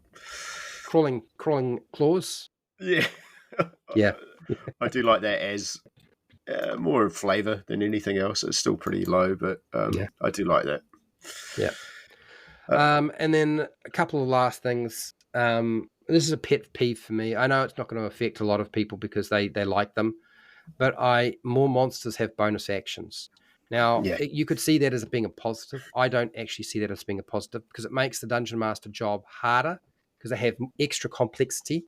It is actually smarter not to include a bonus action for a monster and to simply give them more multi attack. mm, Do you know what I mean? I think the idea is, well, we want the monster to be able to do this and this and this and this. What you don't do is say it's a bonus action. What you say is you can do this once per round. yeah. And it's a free Uh, action. It's a free action, not a bonus action. It's a free action. It's something you get to do once per round. And that is a simpler way to communicate it. Players shouldn't have bonus actions either because they slow down the game. yeah, I was going to say. I know you. It's an action economy thing for you, and I know It's an you don't action like. economy thing. It really does. Like the bonus action is not a new thing. You know, I think Mike Merle said that recently, and he's redesigning 5e himself Mm. since he's no longer working for Wizards of the Coast. He can do whatever he likes, and it's Yeah, in Creative Commons. And he he's said, gone hard recently on the sort yeah, of. yeah, he's redesigning the whole system. And he said, look, the bonus action is hot trash. It's garbage. It doesn't do what it was supposed to do, which was to simplify and restrict the number of things the players could do. And now they have leaned into bonus actions for players, and now they've leaned into bonus actions for monsters. So now it's out of control, where it Mm, really probably should have been removed. Now, the bonus action in the past was called the swift action in other versions, or the minor action, and I believe in 5e, not 5e, 3.5. It was called the minor action. And I think it was also called a minor action in 4E. And there was another sort of offshoot game that used what was called the swift action, which was just another word for bonus action. So mm. the problem is instead of having like the 2 action economy, we've gone to the 5 action economy. Reactions are like that as well. Like monsters that have reactions, they interfere with somebody else's turn, you know. Yeah. And yes, monsters can do that with a legendary action, but the reality is it just bogs the game down. Like it should not take half an hour to have a combat. It should not take an hour, 2 hours. You know, Uh, if you're playing OSR, you can complete your combat in a couple of minutes.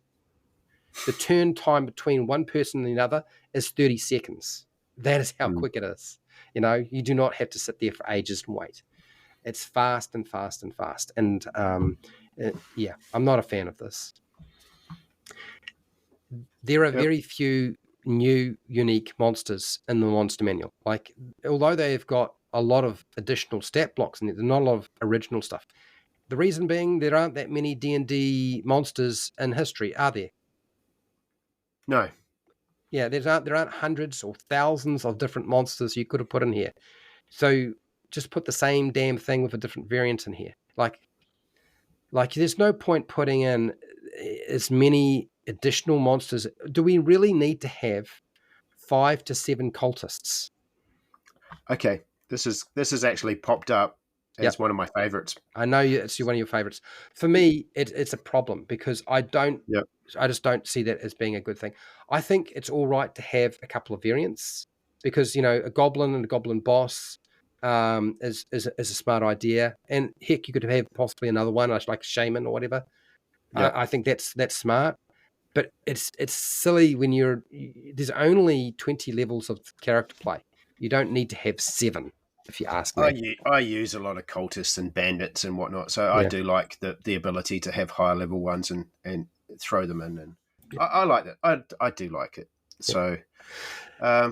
yeah, but like you said, it's not that new. There's nothing really No. new. A lot of the newer ones as well, we've seen before. Yeah. Just in older editions, they've made a comeback. Like the Colossus, for example. Yeah. I believe that's a TUI monster. Yeah. That's come back. Yeah. So yeah, and there's a lot that they haven't included. Obviously, Yeah. you know, yeah, not just the drow and orcs. There's also, like we've mentioned, the phoenix, stuff like that, Yep. have just now disappeared out of the zeitgeist. Yep. But yeah, Yeah, there was an opportunity to add a lot of more unique monsters that were monsters and were less mm, humanoid, and they haven't really done that. And I think that's not a good thing. Also, challenge rating and proficiency bonuses are still in the middle of the stat block. They're not at the top of the stat block.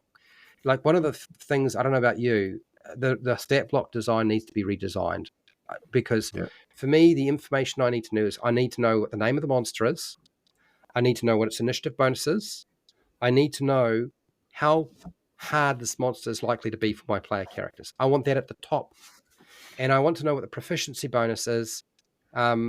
Why? Because I might as well have it at the top because there's space in the top of the stat block anyway. So stick it mm, there rather than down halfway down the stat block.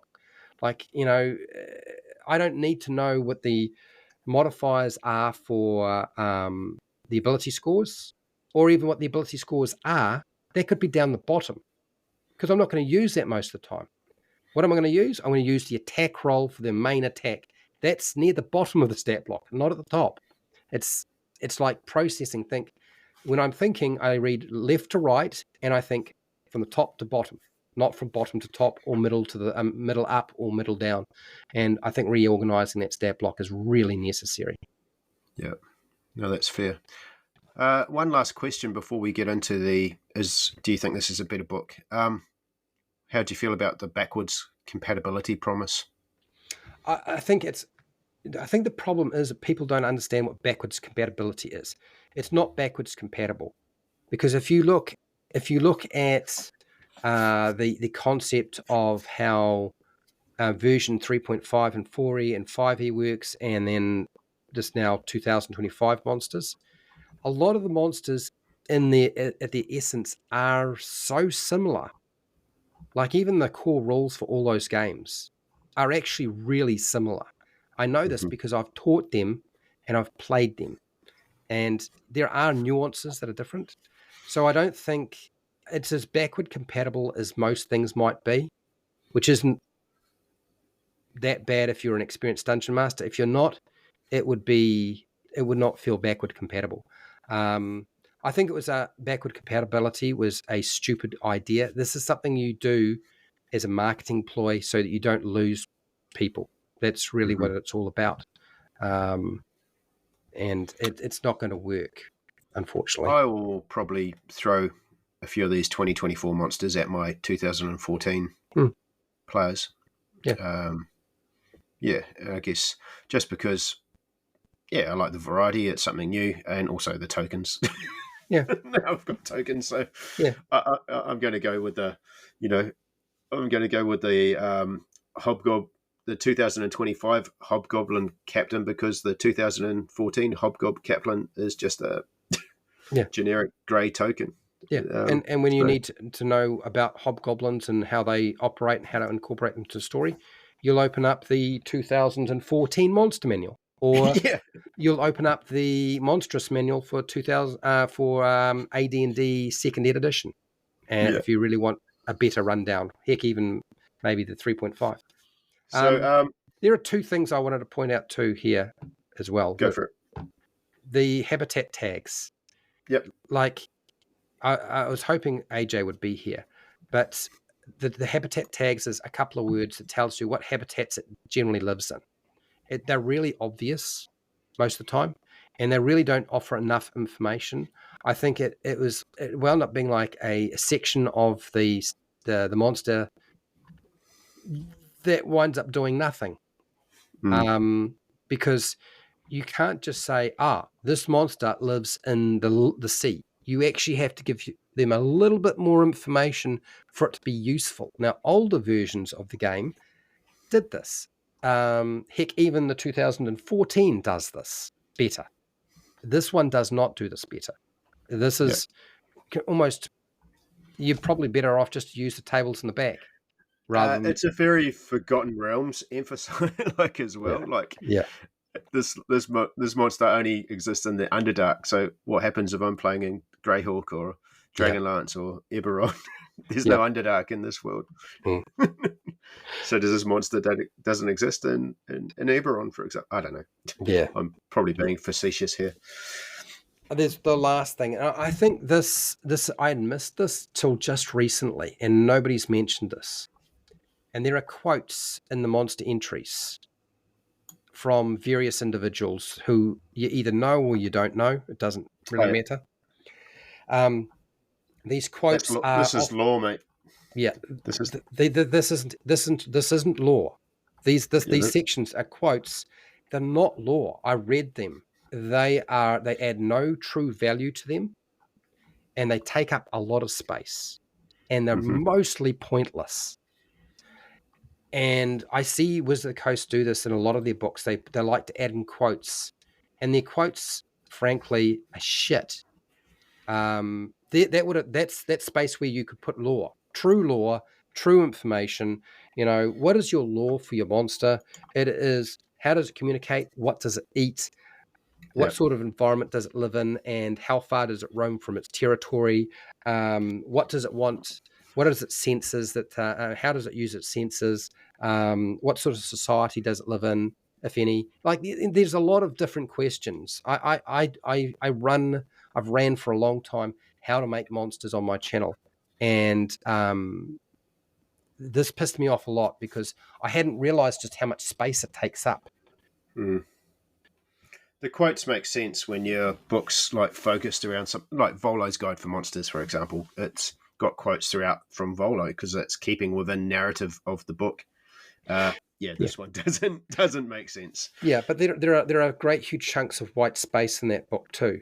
Like Yeah. I believe Mr. Welsh has got a copy of it, and he showed me, and like if you don't lay out your artwork properly, and you have big huge chunks of space, this is where there's a space for a little quote to go to Mm-hmm. help fill that space so that it's not black, it's not Yeah. blank white space, right? To make sure it's not too empty, right? Empty space is bad in a book. You shouldn't have too much empty space.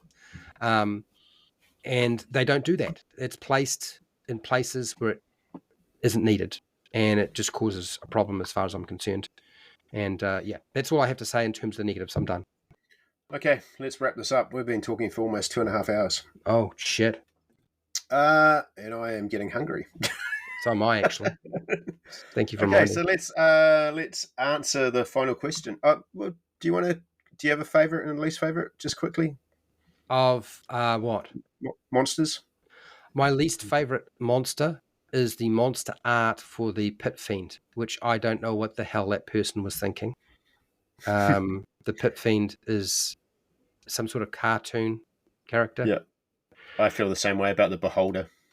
Yeah, It's too yeah, cartoony. Yeah, it is very. I almost feel like I've seen that artwork before. Yeah. And then the other, my favorite. There are so many in terms of artwork. In terms of monsters, I'm not really going to know until I pull them apart. You know what I'm Mm-hmm. like. I pull everything apart. And I will. But right now, I have a lot of favorite monsters that are so close to where they needed to be, artwork wise, stat block wise, lore wise, kind of shit. Okay. Yeah, that's right. I really like the Bullet pup. It just inspired me to create a like protective mother type Mm-hmm. of counter. Yeah.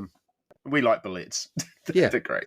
Yeah. So I think it's a cool little, there's always a bigger shark type thing I can set up as a fun Jaws type encounter where they think, you've got the protective mum. Yeah, you just dealt with the bullet, and then mummy bullet's going to come along. It solves the problem of the boulet not being. Sorry. That's right. You can call it boulet, boutet, bullet. I couldn't give a fuck. You know that. But yeah, the boulet. It's because the boulet tended to wind up being a solo monster, right? Based off the lore, they tend to be solo creatures, but there's also the opportunity to find two mated pairs hunting, or to find the mum still with the pups. So that's great. Like, I just recently redid that stat block as it happens. Are you there? Have you gone? We've lost you. Oh, Are you there? There? I think you disappeared for a second. yeah, my internet just buffered out for a second and then it came back. So, yeah, you hear me all right now? Okay. All right. Final thoughts, I guess. Yeah, so do you want to go first or do you want me to go first? It's up to you, man. Okay. I'll I go got. first if you like. It's your, Okay, okay. I'll go you first, go. and then you can finish it off. Okay. Because this is your channel. Um, for me, I feel like there are a couple of things. There are three things that I look for in a monster manual: art, lore, stat blocks. Right. Those are the things that a monster manual has to do right. So has it succeeded with art? Yes, it has. In terms of most of it is pretty good. Not all of it, but most of it. Would I say it's better than the 2014? I would say some is and some isn't. So it's kind of iffy there, but ultimately it's got artwork. It's good enough, right? It's doing that job, and it's not bad artwork. Most of it's pretty good actually, the vast majority, and some of Mm. it's a bit goofy, and I don't know what the hell's going on. Then stat blocks. Are the stat blocks better than 2014? Yes, they are generally. Not always. There are some new situations where I've noticed where they may have gone backwards, like, the reduction of layer actions not being there, really there, and regional effects, and monsters that now have an ability that doesn't make sense for that monster, and they've taken away something that did make sense. But most of the time, that's not happening. So I feel like the monsters are definitely going to hit harder and be more serious threat. So I think there's a plus on the stat block. Do I think these stat blocks are perfect? No. There's definitely room for improvement, and very simple. For like layman person could figure out what needs to be done. So why the hell they haven't been able to, I don't know. But so yes, is it enough for the fact that they were already underpowered for 2014 characters, and now 2024 characters are even more powerful? We will only know in time. So I would say yes on art, yes on stat blocks, and on lore, they get a fucking minus F. Like, it is not good. It is so bad. Um, and Yeah. I will never spend my real money on this book. I don't buy books anyway nowadays, right? But if I were to ever buy a book, it's probably going to be a monster manual, because I like monster manuals. It's what I do. I do lots of monster stuff on my channel. But I think the worst monster manual out of D&D is the D&D 4E monster manual, and the second one and third one for 4E. I think they are terrible. This one comes next. Okay. And So, that's where I sit with this monster manual. so Yeah, in front of, so this is worse than the 2014 for you. I think the problem is that the artwork in 2014 was doing its job. It's Hmm. not, I would say that 2025, its artwork is generally better. Not always. Sometimes it's not. Sometimes it Yep. doesn't fit the same theme. But and stat block wise, 2014 was wanting. It really, they weren't good enough. 2025 stat blocks are better generally, generally. Hmm. But lore wise, total failure if you ask Yep. me. Whereas 2014 was doing the job. So you can still get by. Like, the problem is 2025 gets two out of three, and the monster manual for 2014 gets 2 out of 3. Yep. Do you know what I mean? They kind of sit in the same. They're just making different mistakes. Hmm. Yeah. So I ended up with 10 pros versus 9 cons. So, yeah, I think it improves accessibility. I like the artwork, the gameplay mechanics. I think it looks like it's making encounters easy to run. We've simplified spellcasting. I like the token availability on Beyond. But yeah, it sacrifices lore. It lacks iconic monsters like the orcs, the drows. It's got absolutely no homebrew guidance. The guide on how to run monsters and loot. The promised loot thing. Was really disappointing. Both those things that they promised. But yeah, I'm guessing if I'm using my math system, I guess it is a better monster manual than 2014. Just, um, Yeah, I'm I feel yeah, like they're so close to each other. They just make yeah, different mistakes. Do you know what I mean? yeah. They're, you could have either one, because the problem is I've always found is if all you have is the monster maths when I was playtesting and you don't have the lore, it makes it really hard to make adventures with monsters in them. Mm, yeah. We like. I mean, those Volo's Guide and Mordecai's Tomb of Foes. I love those lore sections they used to have in the beginning. Mm. Yeah, and I'm still gonna.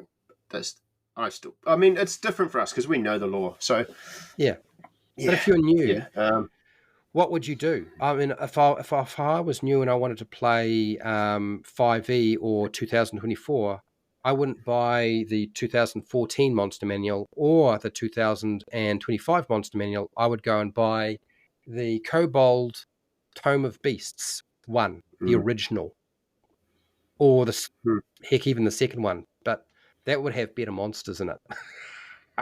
yeah, Yeah.